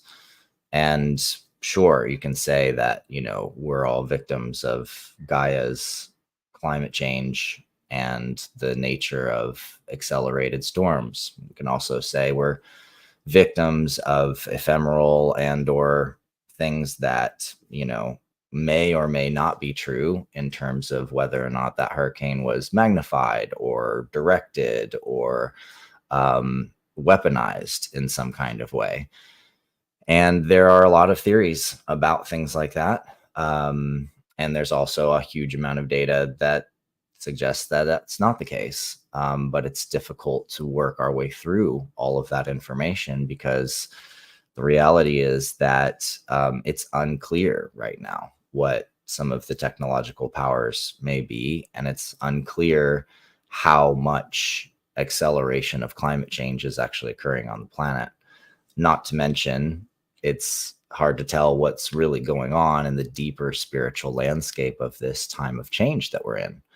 And so the real key here that I'm getting at first is recognizing that just the perception that someone is doing this experience of life to you, that someone else or something else is causing you to have this suffering or to have this pain, that's the first place where we can collapse and where we can go into despair and where we can begin to lose a sense of traction in our lives around the command and the power and the gift that we actually have as infinite eternal beings. So it's one of the first things we need to look at. And sometimes, moving into a victim state on a collective level often isn't even as acute or as intense and potentially damaging as moving into a victim state towards the self, where we become our own perpetrator, judging ourselves and being upset and angry with ourselves for any way that we are not the absolute perfection. And inside of this, incredibly amazing game that we're inside of, this beautiful, exquisite, divine expression of evolutionary consciousness that we call space-time, Well, inside of that space, we realize that we are very powerful and that we're powerful creators. And a lot of the rising ascension movement is all about this awareness of being a powerful creator. You're creating your life, you're creating your destiny, right? And it's funny that we both have heavily accentuate that while also culturally play out over and over again the narratives of how all of these things are bad and doing this different stuff to us. So we're playing both sides of the game already, all the time. And essentially this idea that, we're not enough, that we're not going to be able to solve the problem, that we're not okay, that we're essentially incapable of overcoming the challenge and overcoming the weakness, that is commanding the reality of space-time. And so is the idea that someone's doing it to us, then we're more and more creating these experiences of other people having power over us. And so we are commanding all of that, but we can also use this idea, this awareness that we're creators, and we can actually weaponize it against ourselves, because then we can say, well, every pain that I experience, that's basically my fault. Every single suffering that I experience, that's my fault. So when things start going off and they're not going very well, we can start to spiral into patterns of judgment, which essentially are us, pounding down on ourselves over and over and over again while we're already suffering, while we're already in the experience of the pain and the difficulty. So what do we do about this? How do we actually move out of and through these patterns and these processes? Well, a lot of this dynamic that's going on is connected to a psychological triangle. And this psychological triangle is all about this play that people get in energetically between perpetrator and victim and hero. And for all of us, we have different aspects of us that want to be the hero. We want to save people. There's aspects of us who are afraid of, or, in some cases, not so afraid of perpetrating and hurting other people. And then there's always the dance of the victim, where the things are happening to you and you're a victim of circumstance that is outside of your control. Now, this being an energetic dance, it is part of reality. It's part of what we're experiencing out here. You can absolutely say that, when you see a wolf, catch a bird, the bird is a victim to the wolf's action, right? The wolf has eaten the bird. And you can also see many, many circumstances where someone is in trouble or there's someone that needs help, and you step in and you bring your resources, you bring yourself, you bring your skills, you bring your abilities, and you help that person out of that situation, and you're the hero of that situation. These are real dynamics and real constructs, but internally, they're usually just playing out in the mind.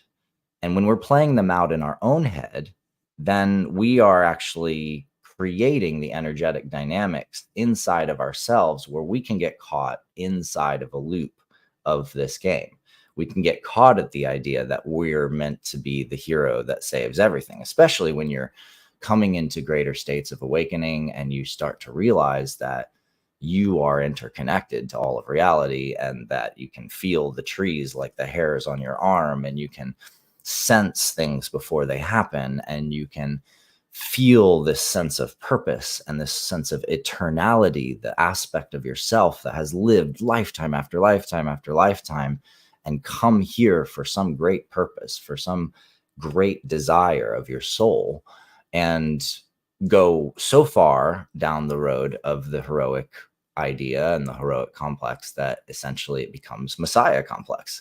And you start thinking, well, maybe I'm supposed to be the savior of everyone. I'm supposed to be the one who absolutely fixes the entire planet myself, And unfortunately, when that psychological construct comes in, while realizing you're divine and God is an absolutely beautiful and sacred and perfect thing, when people began to demand that other people see them as their savior, that's where it starts to become a really big problem. And I unfortunately lost a friend, last year, who went down this pathway and was so convinced he was the hero of all Earth and all mankind, and began to propagate ideas that he was the empire of New Universalis of the planet. And I, asked him at one point, what's going on? And he's like, I have to let you know, I am the Messiah. And I was like, congratulations. I'm so glad that you've realized you're God. Like, welcome to the club. Let's go. Like, what do you want to create? And he's like, no, you don't understand. There can only be one true king of the world to come.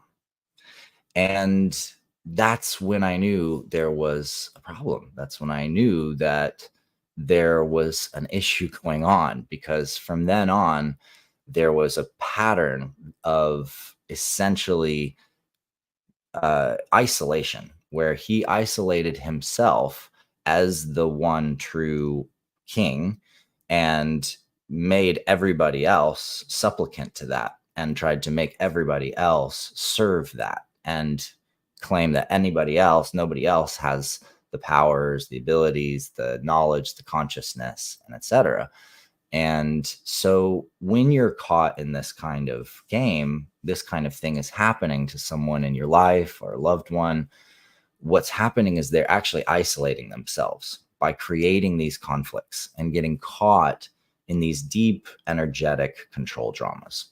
So the second key is really about acknowledging and becoming aware of how that energy plays out, what's moving in the field, what's actually going on, because this is not just happening in isolation, right? So when we have these thought patterns going on inside of our heads, or we're experiencing this kind of psychological pattern in somebody else, well, it's emanating, and that emanation is radiating out into the field, and it's bouncing off of things.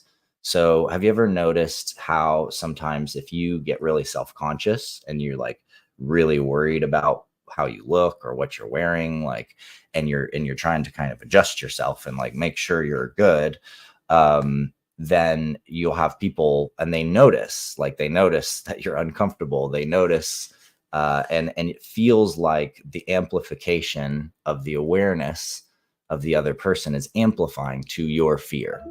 And I mean, that can get really, really strong at different times, depending on the specific moment and the dynamic in our life. We can literally see our fears projected out of us and issued back to us almost immediately, when we're in a strong state. Similarly to when we are in states of love and in states of compassion and grace and looking for synchronicities and seeing the pattern in things and feeling good about our lives, all of a sudden life just is showing us life is good, life is good, life is good. It's magnifying around us. It's bouncing back at us.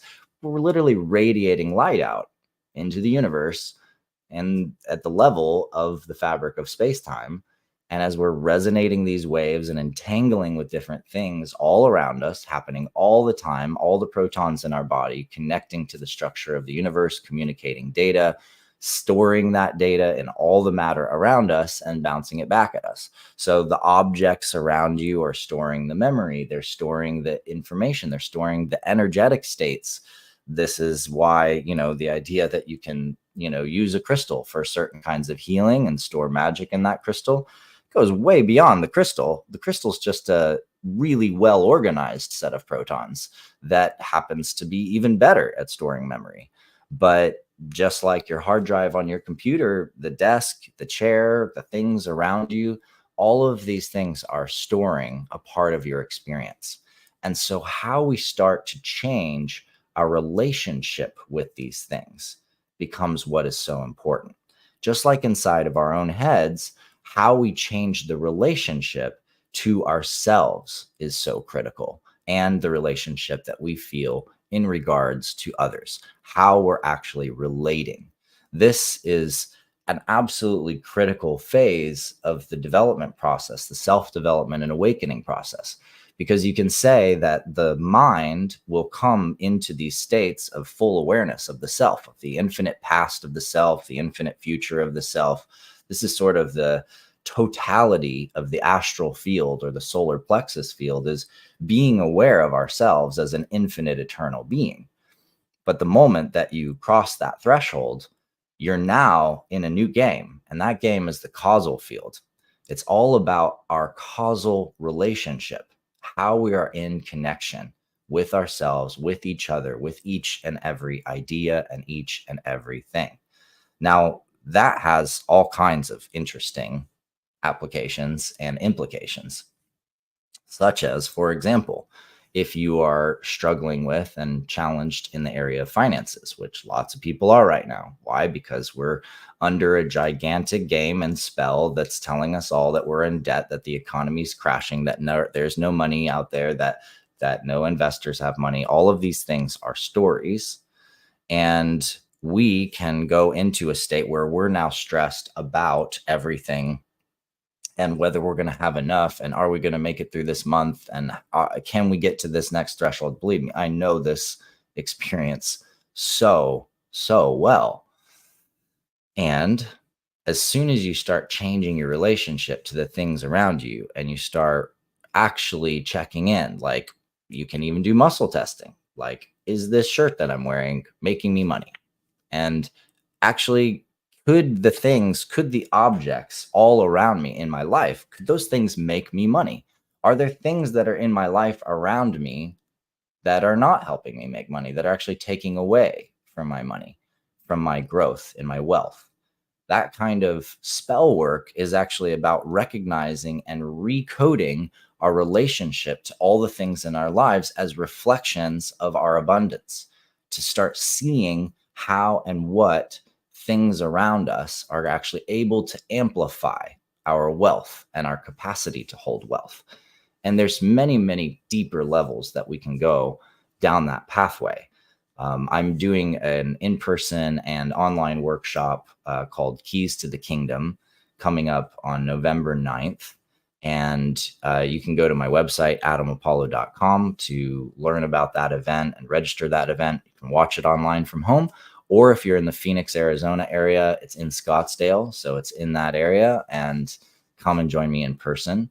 And we're going from this journey of experiencing energetics and understanding the dynamics of the fundamental field of energy inside and outside, psychologically, mentally, emotionally, physically, through the process of really getting to know the unified physics of what's actually happening and the tactile nature of what's happening, and applying that to different specific, really, really important gifts.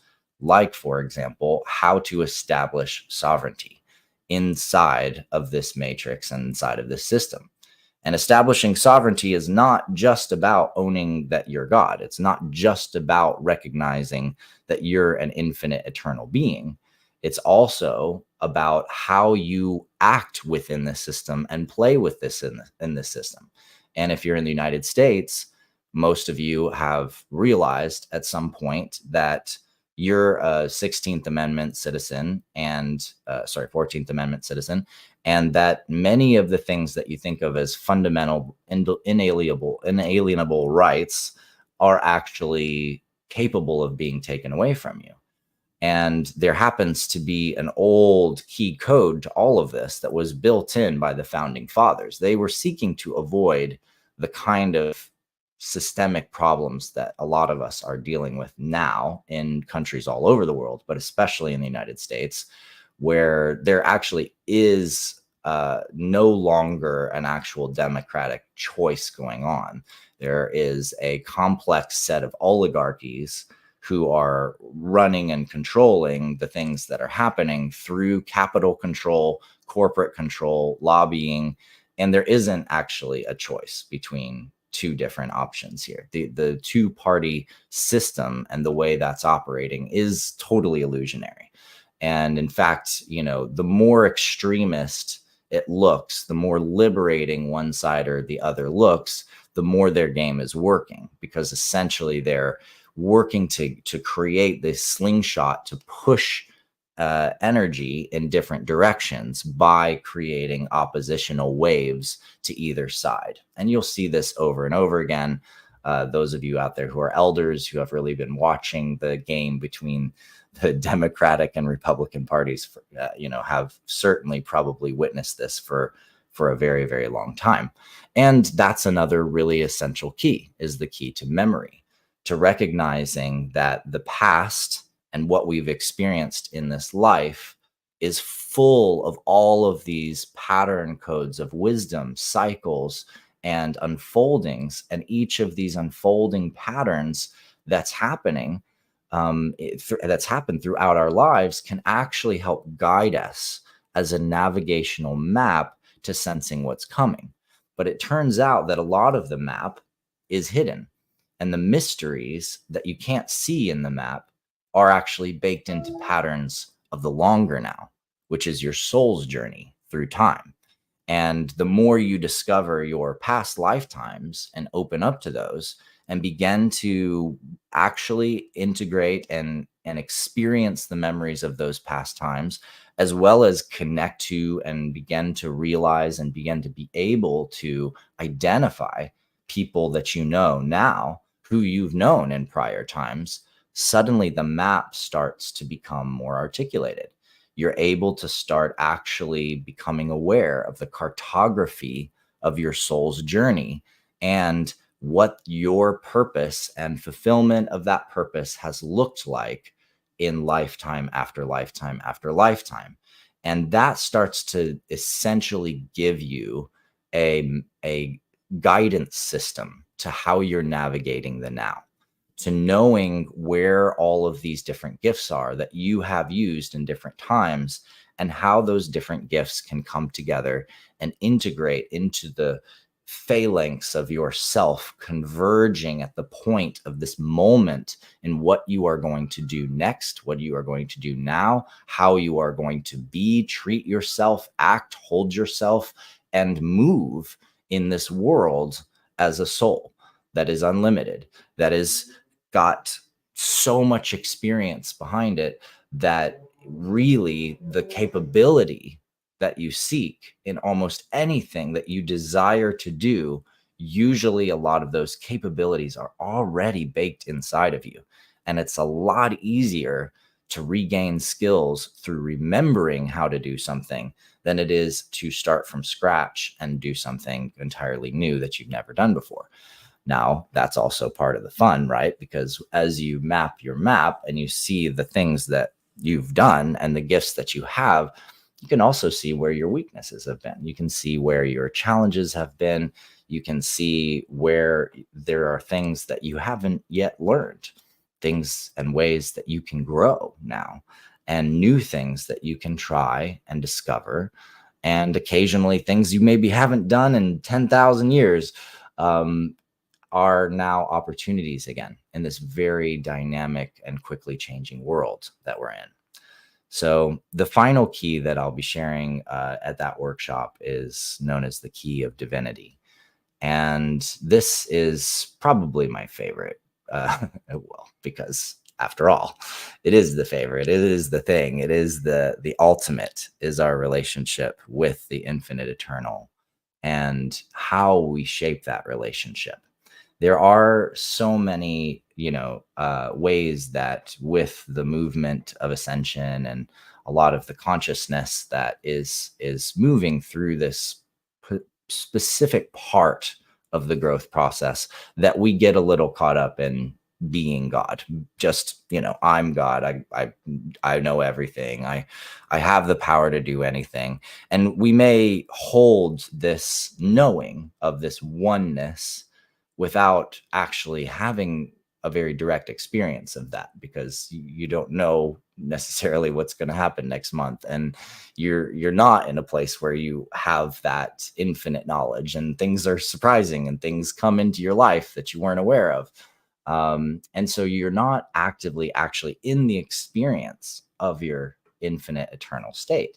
So how do you get to that? Well, there's all of these, you know, what I would say masculine traditions of spirituality, where the work is actually to reduce all of your attachments, let go of everything, purify the self, and come into, after total release of your individuated physical, emotional, and mental self, into a state of divine realization, samadhi, you know, the state of nirvana, the experience of the infinite eternal bliss of the void. And the pathway to that, the experience of that, the pathway to it is a process of shedding. I say it's a masculine pathway because, very much like if you've done any polarity studies, David Data, relational studies, it's also a really amazing area to get into and to get to know.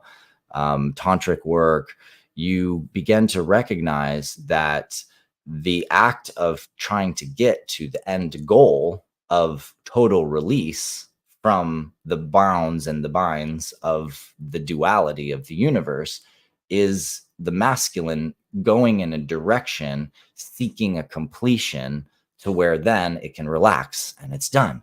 I got to get to that moment. I got to get to that state. That's the goal. And the beauty is that, you know, you eventually realize the direction is inward, and that direction is to the source itself, and that you are relinquishing all of the things in order to let go of everything so that you can have everything. And when you have that moment and you have everything, then guess what? Something else is going to occur.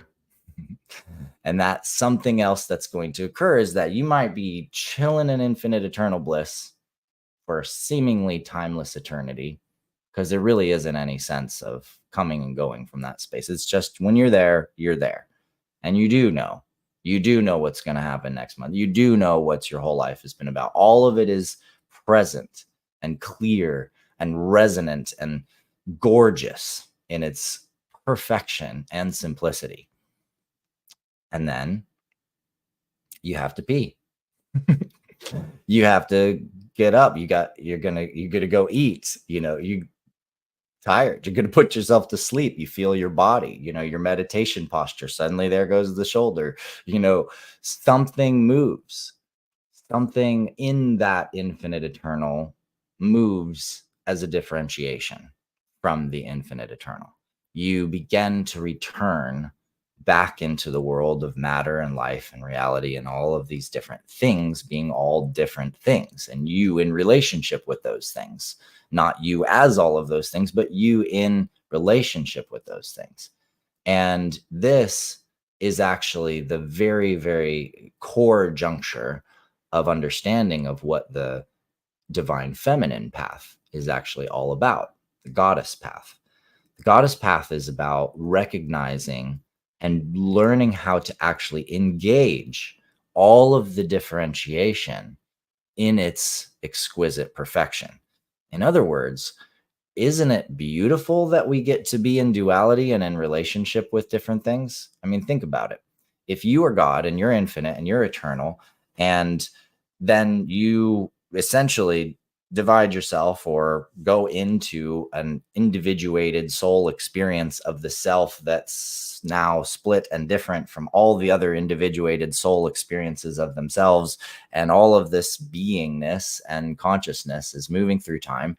And your entire purpose of doing that, if your entire purpose for doing that was to just go back and just be God again, well, what's the point, right? Because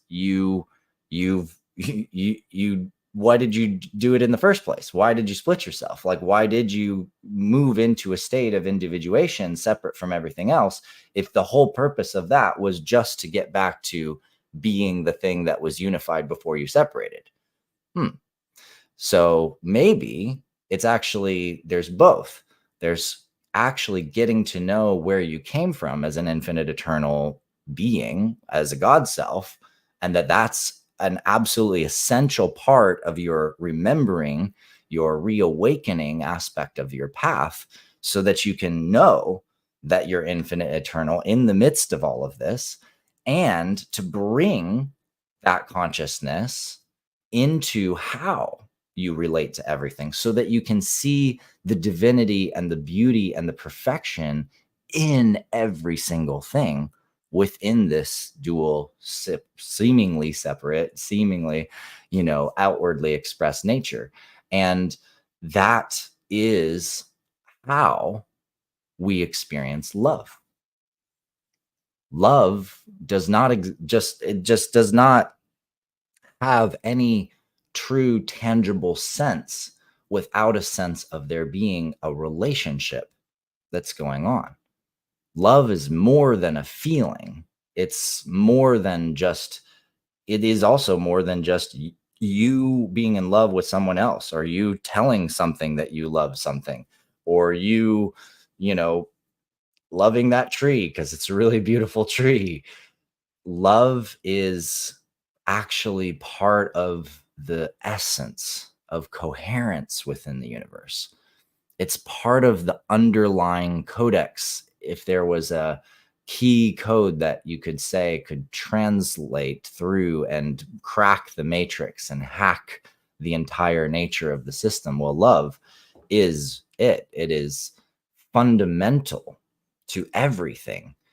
And why is that the case? Well, because the art of becoming separate, becoming differentiated, becoming an individual self is always a journey of how that differentiated self is going to be in relationship to everything else. And so you have to then ask, what is the highest possible potential of that relationship?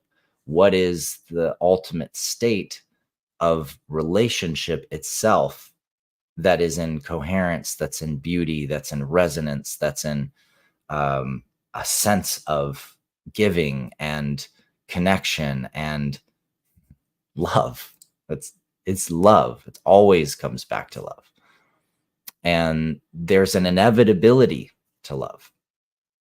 There's a magic to love. There's a potency to love. And while love continues to exist and move and drive everything, as simply as the love that's holding planets in orbit through the dynamics of gravitational relationship, well, what is all that doing? It's keeping everything in the right position, in the right dynamics, in the right coherent vibrational field to be in a healthy relationship to each other. Our distance from our star, if we were a little closer, we'd burn up. If we were a little further away, we'd freeze. We're in a coherent state of relationship. We're in love. Our solar system is an expression of the divine love. The unconditional light of the sun warming the ground and feeding the plants and, warming our skin is an expression of unconditional love. The galaxy, bringing all the stars in the entire galaxy together to what? To unify them, to bring them into coherence, aligned and dynamically dancing with each other. How else could we describe that but love? Love wants us to come closer together. It brings us together. It drives our power in terms of how we are in communion and creation with the universe. So what we're really learning how to do is love. What we're really going into the experience of by experiencing duality and separation, it's not a bad thing. It's about learning how to love. And the more we learn how to love ourselves and each other and the structure of space and the matter and the reality and everything around us, from the compost to the old constructions that are falling apart, to the new things that are being built, to the waste that we've created, and learn how to transmute that and transform it back into things that can serve and can create and can give. All of this is a dance of love. And so the divine feminine path is truly the path of divine love. It's the path of looking for the dynamic communication between you and the goddess, the embodiment, the mother, the matter, that's same word. So all these protons, all the stuff that's making up everything all around you, that's truly the body of the goddess. It's the body of the mother. And that has been the sacred wisdom passed down through time and carried by those of us who have come to understand the exquisite bliss and beauty of falling in love with your existence as a being that's chosen to individuate and to incarnate. And none of it takes away from the beautiful, divine, sacred union aspects that we can have returning to the one, because the dance of returning to the one and of experiencing the two and all the three and all things, that is the oscillation of the soul seeking to both remember who we are and what we are, and to relinquish the sense of attachment we have on how things look and how things need to be in order for us to be the perfection that we already are, and how to fall in love with the dance of all of the things, so that now we are in a creative process and we're moving with the power of that creation. So just want to check in, Neil, if we're still on time. I saw you pop in and out there. It's really a pleasure to be here with all of you. I hope that you'll come and join me in Phoenix, Arizona on November 9th. Again, that's through my website at adamapollo.com. And you can also register for that experience online. And yeah, a few other things that I'll cover, because it looks like we're still going for a bit more time, is that I'm going to get into the nature of sovereignty from a very practical standpoint around how you can create a trust web and establish sovereignty through operating as a trustee of a trust.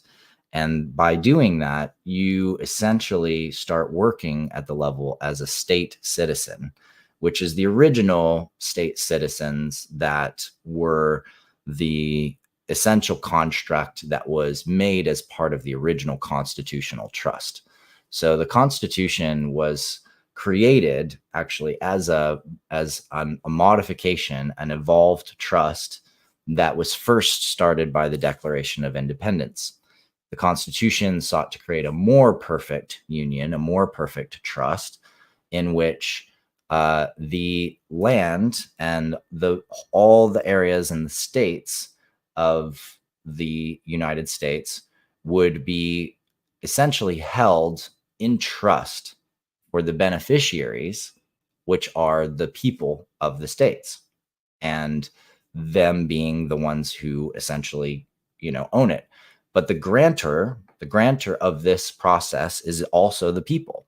So the people say, all right, we're going to agree that we're going to put all of this land in this trust that then belongs to the people. And the representatives who will help to guide this process, those trustees will be essentially our elected officials. That's how it's going to work.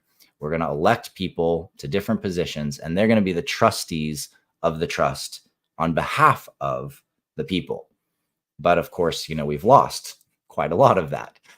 And the way that this structure operates is such that it is outside of what we call statutory jurisdiction.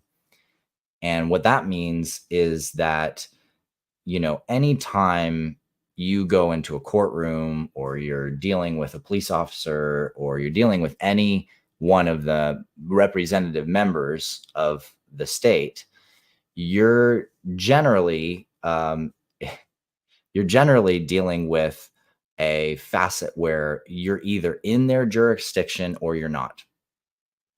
You're either inside of their ability to serve law or you're not.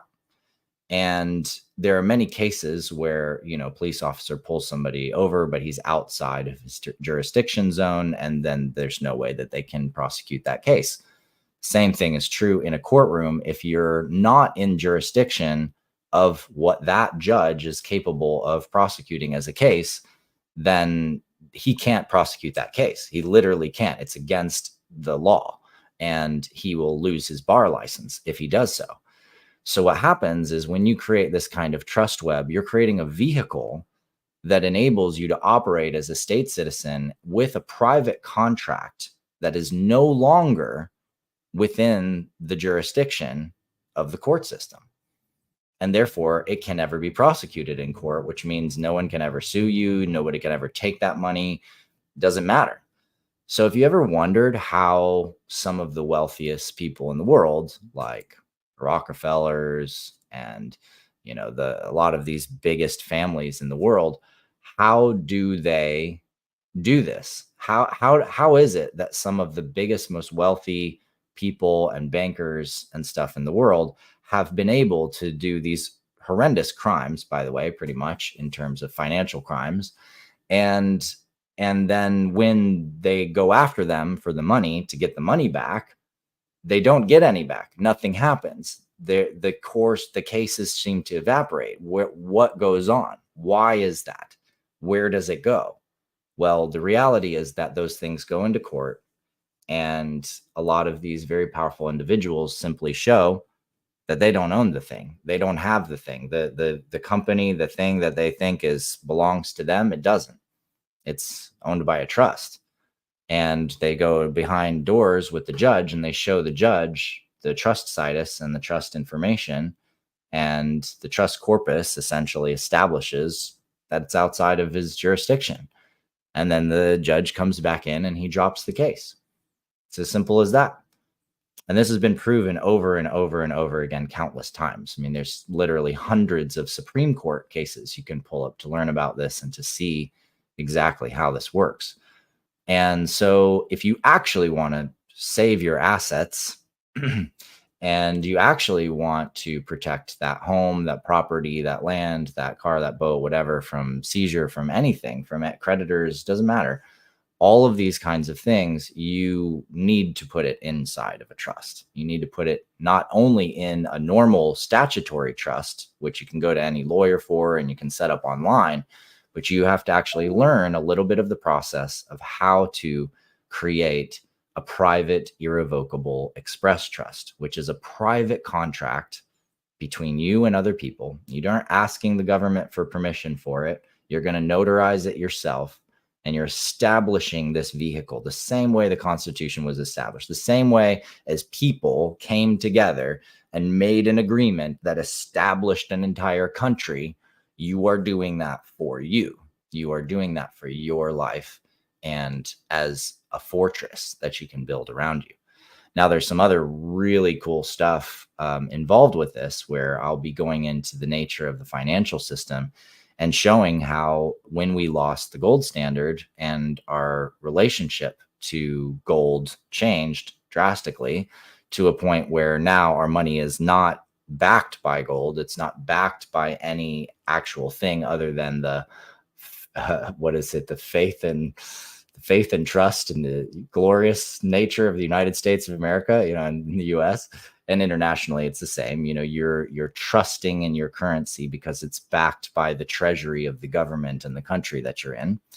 Well, it turns out that there's a specific way that when our money in the United States was changed over into the hands of the Federal Reserve, they had to somehow keep the fact that our currency is a treasury note and also a Federal Reserve note. Now, this creates this really interesting backdoor and loophole, which I just learned about in the last couple of years and then have started using and implementing, which is essentially that it turns out there's hundreds of Supreme Court cases that definitively prove that income is not actually taxable. Now, I know when you hear that, you're like, what? Yeah, no, income is actually not what's taxable. What's taxable is the receipt and use of Federal Reserve notes. Why? Because the Federal Reserve note is a debt note. It's a record of a debt. And it, by its nature, has an excise tax placed upon it. It is a tradable commodity in a sense, in such a way, the same way as tobacco or liquor or other things that are specific kinds of tradable commodities have an excise tax placed on them. So when you receive Federal Reserve notes and you exchange Federal Reserve notes, you are by law required to pay an excise tax on those Federal Reserve notes. Therefore, when you're required to file your taxes, you tell them how many Federal Reserve notes you received and how much of those Federal Reserve notes you spent and what you spent them on, and when you can deduct certain things because you spent them on stuff that makes them tax deductible, right? Well, turns out you can also receive that money as Treasury notes. And simply by demanding that you are receiving that money as Treasury notes, when you file your taxes at the end of the year, you simply account for and show evidence for how you received those Treasury notes from each of these different areas, how you got your income, you know, how you got in your payroll and your checks. Every time you received money, you're essentially documenting it as a demand for lawful money per 12 USC 411. And you show that evidence as part of your tax return to the IRS that all the income that you received was Treasury notes and was demanded as lawful money. And guess what? The IRS takes a little extra time because they got to send it up to a special department that handles lawful money because it's been around forever. And after they review it, they're going to send you back all of your taxes, all of them. And if you haven't paid taxes because you didn't pay yourself with payroll or whatever, then you're not going to owe anything. You're going to have a 0 on your tax return. It's not going to come out to anything. And so this mechanism doing this has been one of the most powerful and amazing discoveries of my life. And I'm, happy to be sharing it with people and happy to teach people about this and how to do this, because for me, I did it as a guinea pig test on myself. Like, if this works, I mean, it's going to be a game changer. And I paid taxes all year by paying myself through payroll. And then I filed with lawful money in my tax return. And when I got that giant check back from the IRS, let me tell you, it was quite a moment of celebration for me. And this gets at a deeper level of this whole journey through these keys, which is actually about liberating the self. It's about realizing, again, just like we started with, you're never a victim to something else. You can always regain your own power, your own liberated sovereignty, if you're willing to command it, if you're willing to acknowledge it. If you're not, and you're not conscious of it, well, yeah, no, you're going to experience being a victim. Absolutely. And people will do things to you. You can make yourself as weak and as susceptible to the perpetrated violence of others, governmental, individual, corporate. You can make yourself as susceptible to those things as you are willing to allow. And when you change that allowance, you change that contract, and you start realizing, wow, it's interesting how much money you've paid over all these years in insurance. Are you really insured? Is that what's actually happening? Are you sure that you're safe now? Is that what that's about? When you're told you need to set up a savings account, and when you go to set up that savings account, you create it in the bank and you're going to get some interest, for all the money that you put in that account. But the amount of interest that you get is actually less than the amount that the dollar depreciates over time. And you've created a construct that you now need an account that's going to save you from what? From when you run out of money in other accounts, right? So now you've crafted a specific contract scenario where you've now decided that you are going to run out of money and you're going to need to be saved by your savings. Interesting, right? And the more we look at our lives and the more we look at these constructs, societal constructs, and the nature of this whole world that we've come to participate within, we start to see there's a lot of spells, a lot of magic, and a lot of that magic has a long period of lineage. It's existed for hundreds, thousands of years in some cases. And that lineage of magic is still playing through our language. It's involved deeply in the words that we use. In whatever language we use, we have all kinds of constructs that have been baked into that language over time.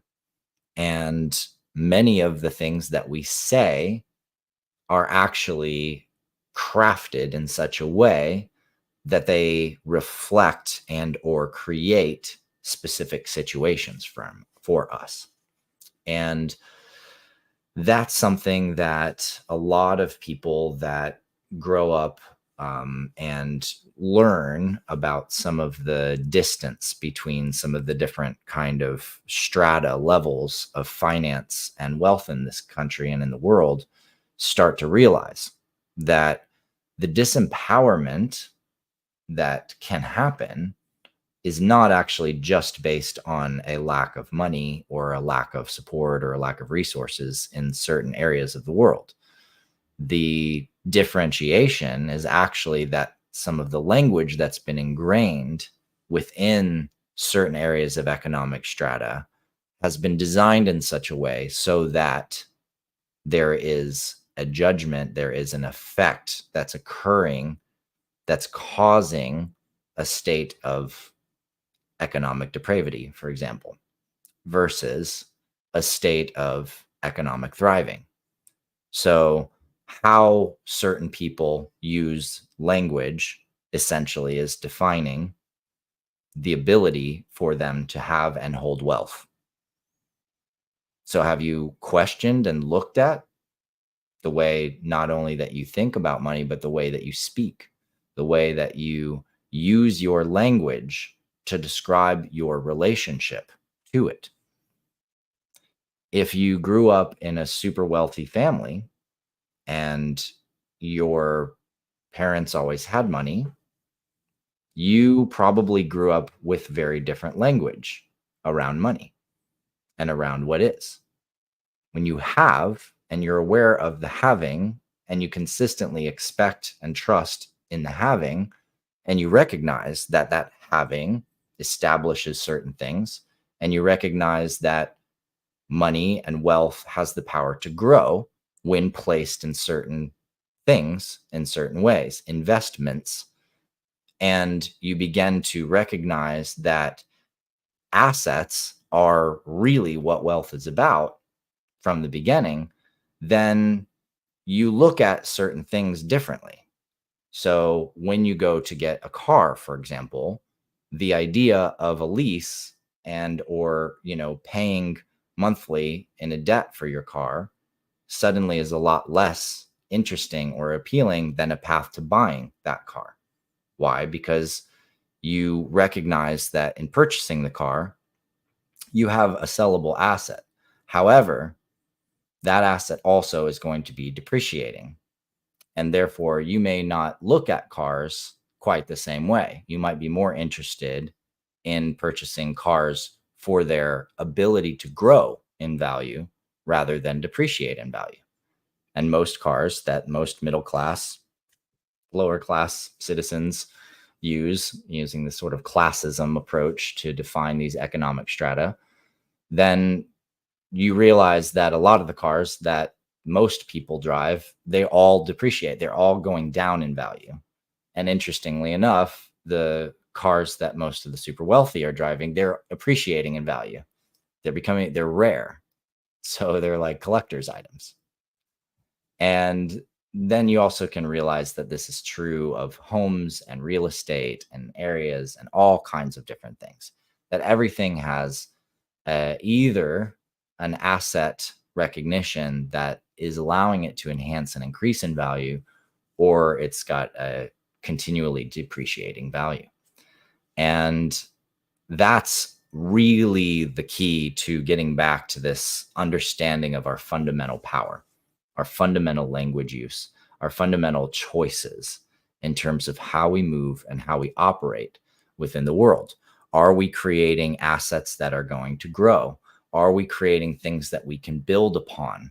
Are we creating foundations that our castles can stand on? Or are we creating short-term temporary constructs that are then going to just fall apart? next month? You know, is it more temporal? And that's in many ways how the power structure has been built on this planet. We can see that power structure expressed through the fact that many of the most amazing buildings and architecture that we see all around the world, all of these kinds of things were created by usually specific individuals or families, family offices. And those buildings are now key points to where money is seen, or assets and value are seen to exist within a city or within a landscape. They become the historical buildings. They become the buildings around which value increases. So by putting more energy into increasing the value in an area or in a neighborhood, then the person who owns more of that land and who owns more of the property or the real estate experiences an increase in value around it. This is all just a strategy. It's all just a game. And when we learn how to play this game and we get good at this game, I believe that a lot of our movement, our people, our tribe, this sort of rising tide of ascension sacred warriors out there, and priestesses and guides and guardians, the magi, the lovers, all of us who are in this journey of learning what it means to become planetary stewards. As we take the reins, as we actually do the work to understand the magic and the spells that we've been under, and we begin to transform them, we begin to stop participating in a lot of the division that's being driven between us. We stop operating as a limited citizen and start operating with the full power and right we have as a divine being on the planet. And we craft around us a kingdom and a fortress, a citadel that is protective of us and our families and our friends, and that supports and empowers the rise of consciousness and anchors it in potent ways. Then I believe we'll start to actually see ourselves shift this world in drastic and extraordinary ways, because we can't just do it on this sort of spiritual astral level. The ability for us to travel in our dreams or portal to other worlds and dimensions, to travel to other planets and to see extraterrestrial beings on the astral, all of those things are just guiding us towards how we implement the power of our sacred awareness into the physical world and into the matter around us, as we fall in love with the mother, as we engage with the goddess in this tantric dance of creating reality. We have a tremendous opportunity right now to look at how we can take this great field of our connection, this online place of communication, and ground it down into our neighborhoods, into our homes, into our properties, into our lives, into our eco villages, into the projects that we do that can change the world. And that's really what a lot of Core Nexus is all about. This planetary operating system that I'm designing and developing and have been building for many years, and that we're about 6 months away from a major public launch, raising more capital right now. It's been a tricky year in that space because a lot of funds overspent on AI, and many VCs and funds are raising money rather than investing money again. And the economic situation is not super great. But at the same time, we are in this massive transition, and new forms and new areas of wealth are moving into position in order to help liberate this entire planet with everything that's going on. So we're on track to a massive change, and the allies and the partners, they're all coming to the round table. And this sacred communion, this sacred trust between us of guardianship for the planet itself. This establishment of recognition of what it means for us to be in divine and sacred service to the world is what we are cultivating and convening together. And the system that I'm building is essentially a social operating system that gamifies regenerative impact. So imagine you had a decentralized dashboard system you could use to take back all of your social media accounts and data. That means everything you've ever created on Facebook, Instagram, Twitter. Now you are able to pull all of that together in one place, own and control it, and visualize it any way that you want. You can also leverage that information and AI tools and anything on your hard drive and leverage these AI tools to create any kind of digital product that you want. And whenever you make any digital product, you can automatically share royalties when you sell it with anyone else that you collaborated with. So if you had a friend make a piece of art that's in it, another friend made some music that's in it, somebody else made an awesome video that's in that course that you've packaged together, all of that comes together. And anytime that object sells, it distributes royalties back to your friends automatically. But also 1% up to 100% of that income that you're making, you can pass into whatever area of regenerative impact you care about. That could be planting trees, cleaning up beaches, cleaning up rivers, building community gardens, doing arts projects in cities, doing governance projects, infrastructure, you name it. And the money that aggregates in these impact wallets, these pools that people are donating to by making money, and there's just a little bit of their money that they're sending into those impact funds as they're making money on the system, and they're earning points for those impact funds that they're passing along. That money in those funds we attach as bounties on real world missions. So instead of just another event system where you can, create a party, that you want to do next weekend or next month, imagine you have a templated system where you can go in and you can create a mission to go clean up the beach or to go plant a community garden. And you've got the structure, it's got the education baked in and everything else. And when you submit that mission, it goes up and fund councils look at it. And if it looks complete, they'll attach a bounty to it. If it's incomplete, they send you a note. This is how you can make this complete. And when the bounty gets attached to that mission, you, 10 people, maybe if it's $1,000 bounty, you go and you work on building that community garden. You take some selfies, or you spend a couple hours on the beach cleaning up trash on the beach, take some selfies, take some video. You have a moment together. You get to feel that pride that Mr. Beast helps create in so many people and so many of our youth of doing impact and doing good and how good that feels. Yeah, you made the difference, right? Except that most of us don't have time to do that because we're trying to make money and we're trying to work, right? So what happens is you go do an impact mission in Core Nexus, you make change, and all of a sudden, as soon as you've validated the completion of the mission, boom, bounty hits your wallet. Suddenly you and everybody else that was part of that mission just got paid fatty for doing good in the world. And you earn badges and you earn points and you earn ranking. And this beautiful and complex system has been in development for a long time. So we've been cooking all of the pieces of this puzzle for exactly how this works. And it's quite exquisite now. And it's looking like that kind of mission system can be used in all kinds of different and powerful ways. Unfortunately, it's not ready yet, so we weren't able to use it immediately for the response to Hurricane Helene. But next year, if there are similar challenges that we face, environmental disasters and things like that, we'll be able to leverage this mission system, coordinating resources, people, energy, tracking what's happening, mapping what's happening, and knowing exactly where and how our forces are moving to do good in the world and actually make a difference in these kinds of situations.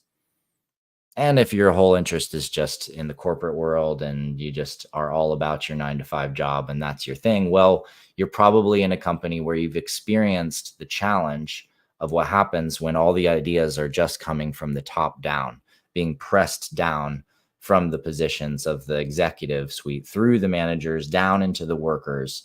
And this pipeline of ideas and information flow going down can, one, be oppressive, where you always just feel like your boss is telling you what to do rather than you get to choose what to do. And that just feels, it wears us down. It feels weary. It's like, oh yeah, the boss says I got to do this again today. And a lot of times you come into contact with the issues and the problems that are going on in that company or in the world, but there's no way to get that information back up to the top. If only we could do this, we could change our whole company, right? Anybody out there who's worked in the corporate world will 100% recognize this. You know, if only they would listen, right?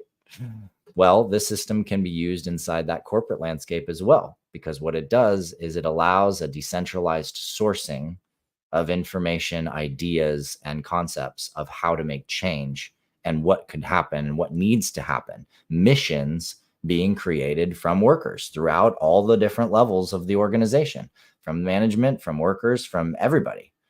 And now there's a mission dashboard where the executives and the operational team, administrative team, can look at those missions, see the issues that are going on, and then begin to sequence them into a pattern that is going to actually improve the company in amazing ways. And then as the team accomplishes those missions, those groups also earn bounties, they earn rewards, they earn a little extra income, they earn some acknowledgement. And maybe if you're a really brilliant mission creator, you might just be an executive assistant, or you might just be working, you know, as a call receiver in the customer service department. But your real calling is that you're capable of seeing the movement and momentum and the growth of the company and where it actually needs to go. And so you're creating missions that are leading that company in the right direction. And suddenly you're not going to just be a customer service person on the phone anymore, because the people at the top of the company can see the brilliance and the magic that you're creating right there and bring you up and raise you up into that power. So I'm really, really deeply interested in systemic change and in applying new kinds of concepts and the ways that we can look at our reality as a malleable construct that is in response to who we truly are as creators. And that we as creators and sovereign beings can rise to our great power and to our great truth as divine beings and go forth into the world with this gift, falling in love with all of the other divine beings and expressions of divinity all around us, and translate that process of awakening consciousness, that game that we can play to improve our coherence and dynamics with each other and with the world, and actually bring that into our technology, bring that into our societal constructions, bring that into our eco-village building processes, and how we learn how to engage this world and change the physical matter. I'm in the sense of, on a track to ascension. I would say my idea of the ascension that I'm looking forward to is getting on a starship and having the technology to steward this planet even more efficiently and effectively, as well as recognize that we're not alone and that we have an entire galaxy, an entire universe to explore out there. Strange new worlds, new civilizations to go where no one has gone before. And this journey, is one that is, I'd say, so sacred and so beautiful. And it's a long one. So be patient with yourselves out there and trust in the journey, trust in the unfolding. All of this is happening for a reason, every single moment of it. Can you look at your life as a gift? Can you see every single thing in your life as part of the wealth of the creation of the experience that you get to have? Can we change our perspectives about each other and about who we are and begin to see us all as the people who can rise and actually take back stewardship of this planet for ourselves, for our children, and for children for 7 generations to come. Thank you. Blessed be. We got this. I love you.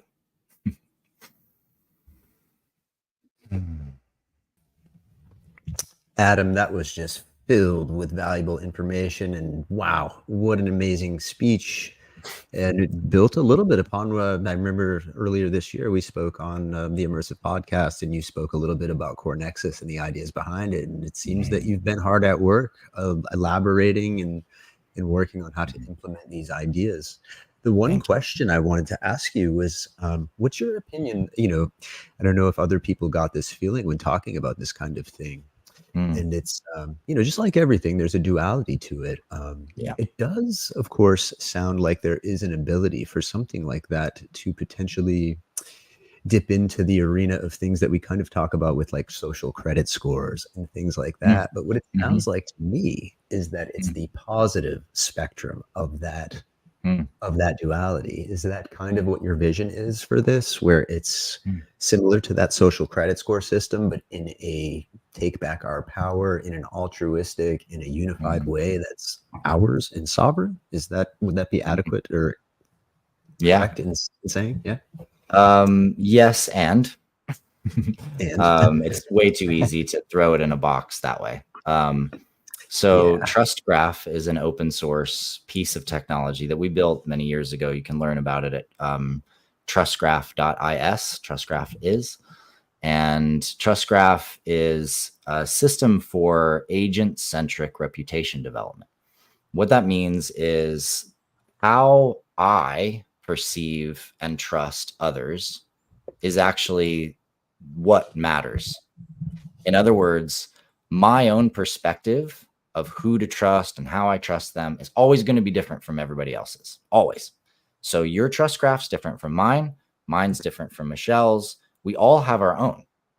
And unlike the Chinese social credit score, which is leveraging everyone's credit to a standard that is created by a centralized power source and government, in which they're deciding what's trustworthy and what's not, you are deciding what's trustworthy and what's not for yourself. So that engine is going to run underneath the entire social strata, enabling people to be their own algorithm. You decide the algorithm. You're choosing what you're trusting and what you don't, and you have visibility of it. So you can see when you start to get a little bit in an echo chamber because you've been just trusting things in this one area, and you start to get curious. Well, wait a minute. What about these other colors? How come I don't have any trust in people in those areas? And as you go to explore that, you're actually going to learn about new things. You're going to learn about new content. Now, from the standpoint of impact, that's a little bit more organizational centric trust graphs. So if I'm an organization that's essentially sponsoring or putting bounties on beach cleanups, I also know what's needed for a good beach cleanup to happen or for a good community garden to be built. So the rewards and incentives that come from these organizational centric impact projects, you're going to be receiving the trust and the benefits from those organizations. Now, also, you can just really grow your baseline recognition as someone doing good in the world simply by earning impact points. And that just means if I sell stuff and I'm donating to impact, I'm literally earning points in the exact impact sector that I'm donating to. So you can see over time that I'm really into planting trees because I've got tons of tree planting impact points. And when you go to my dashboard, you can literally see how many trees have gotten planted because of my donations. So this is gamifying consciousness from a state of, oh, I'm so cool because I've got 100,000 followers. Woo. And of course, I didn't tell anybody that I paid people for those followers because like I really needed people to know how cool I am. Right. And so a lot of them don't even engage. And instead, I'm like, dude, I like cleaned up 5 rivers last month. Yeah. Like, check it out. You know, like how much more substantial does that feel? You're modeling that Gandhi quote, be the change you wish in the world. That's right. Yeah. That's right, Michelle. Very good insight, Michelle. Thank you, Adam.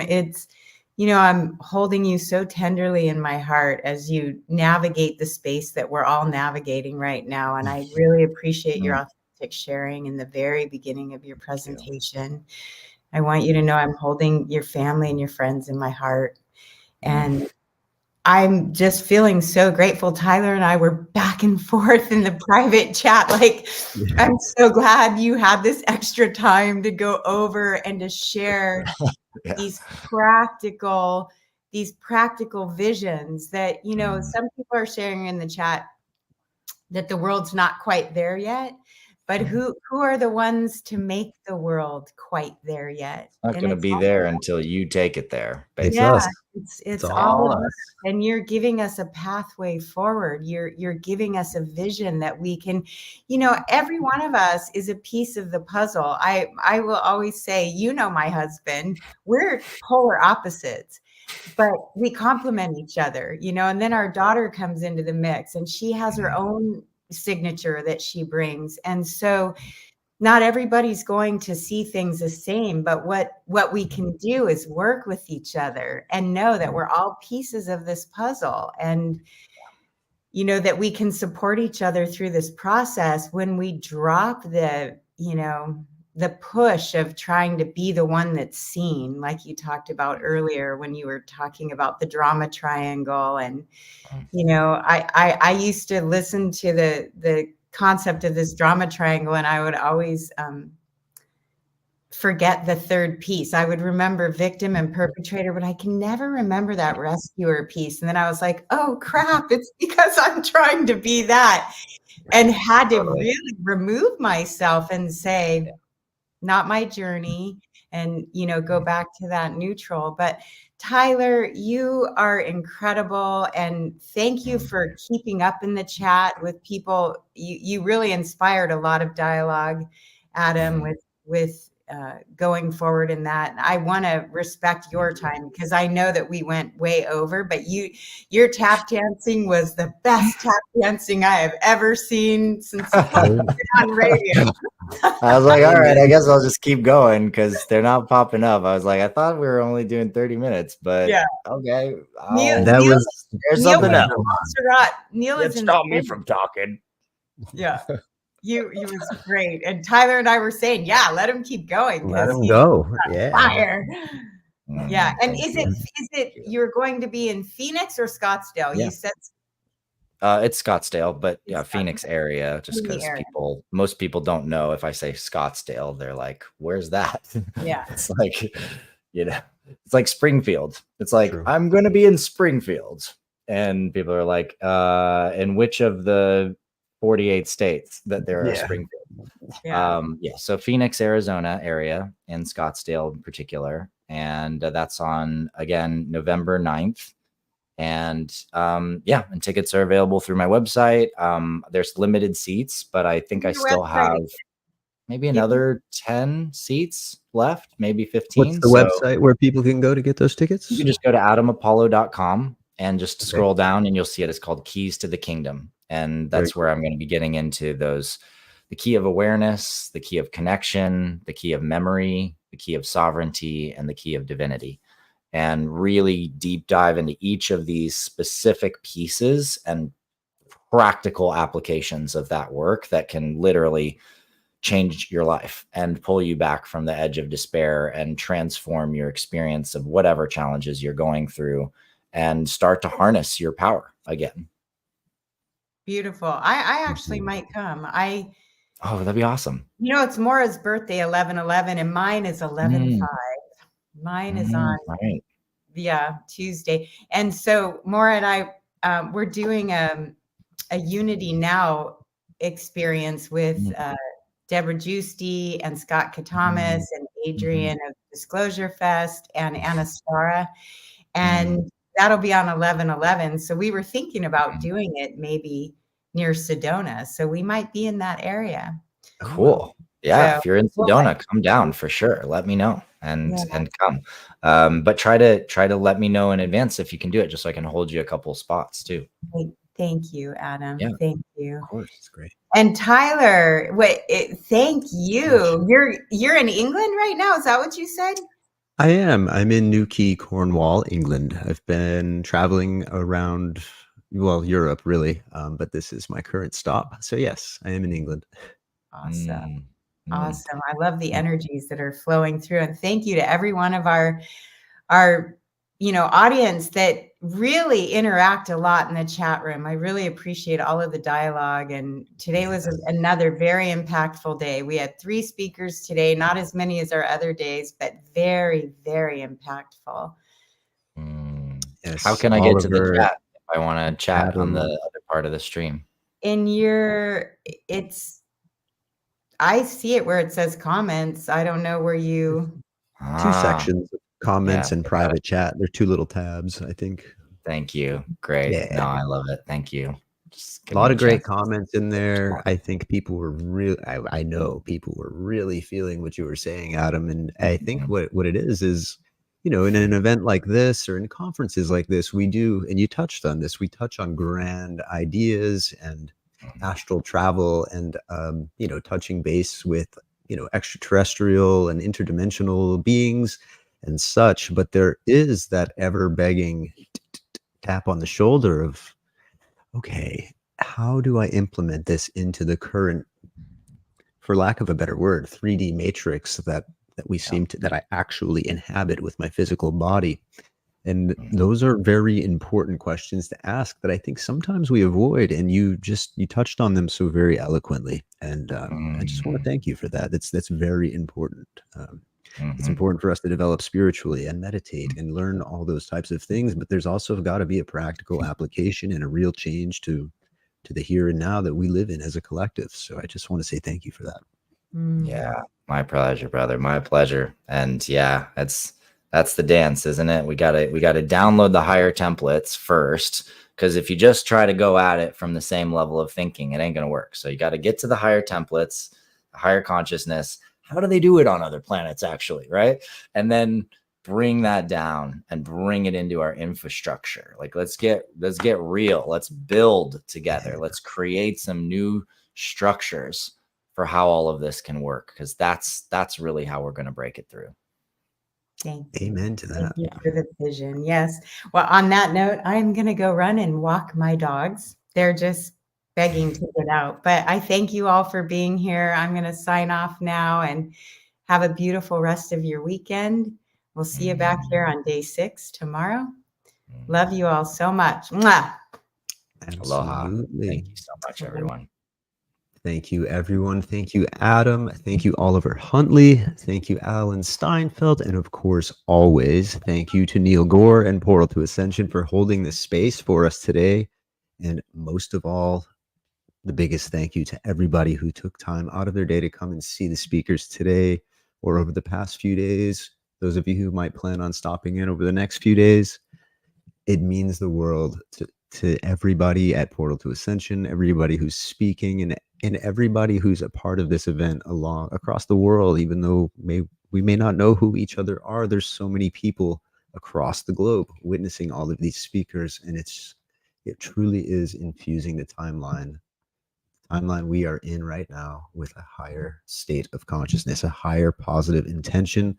And that, I believe, is what the vision for this event was. So just a huge, massive expression of gratitude to all of you, everybody, each and individually and collectively. I mean, I can see it both ways. I do want to say, if we could hold just a couple second moment of silence for the state of Florida right now. I am a native Floridian, and they are really going through not just Florida. There are, of course, other states in the United States that are having some trouble with these storms and such right now. We'll touch on Wyoming is dealing with some wildfires. They're not being covered very heavily.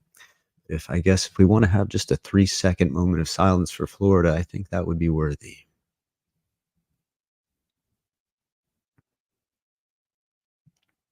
And anybody else who's a victim across the world of natural disaster, etc., anything that we are dealing with as human problems. Thank you all again for being here. I'm Tyler. I am the host of the Immersive Podcast. So, shameless plug, feel free to check it out. Thank you all, and we will see you tomorrow. If you have any questions, feel free to check out Adam's website. Alan and Oliver, they all have websites which they mentioned. So if anything you heard today, please go ahead and check it out. I promise they want you to check it out. We will see you all tomorrow. Awakening of Humanity, day complete. Bless you all. Light, love, and of course, magic.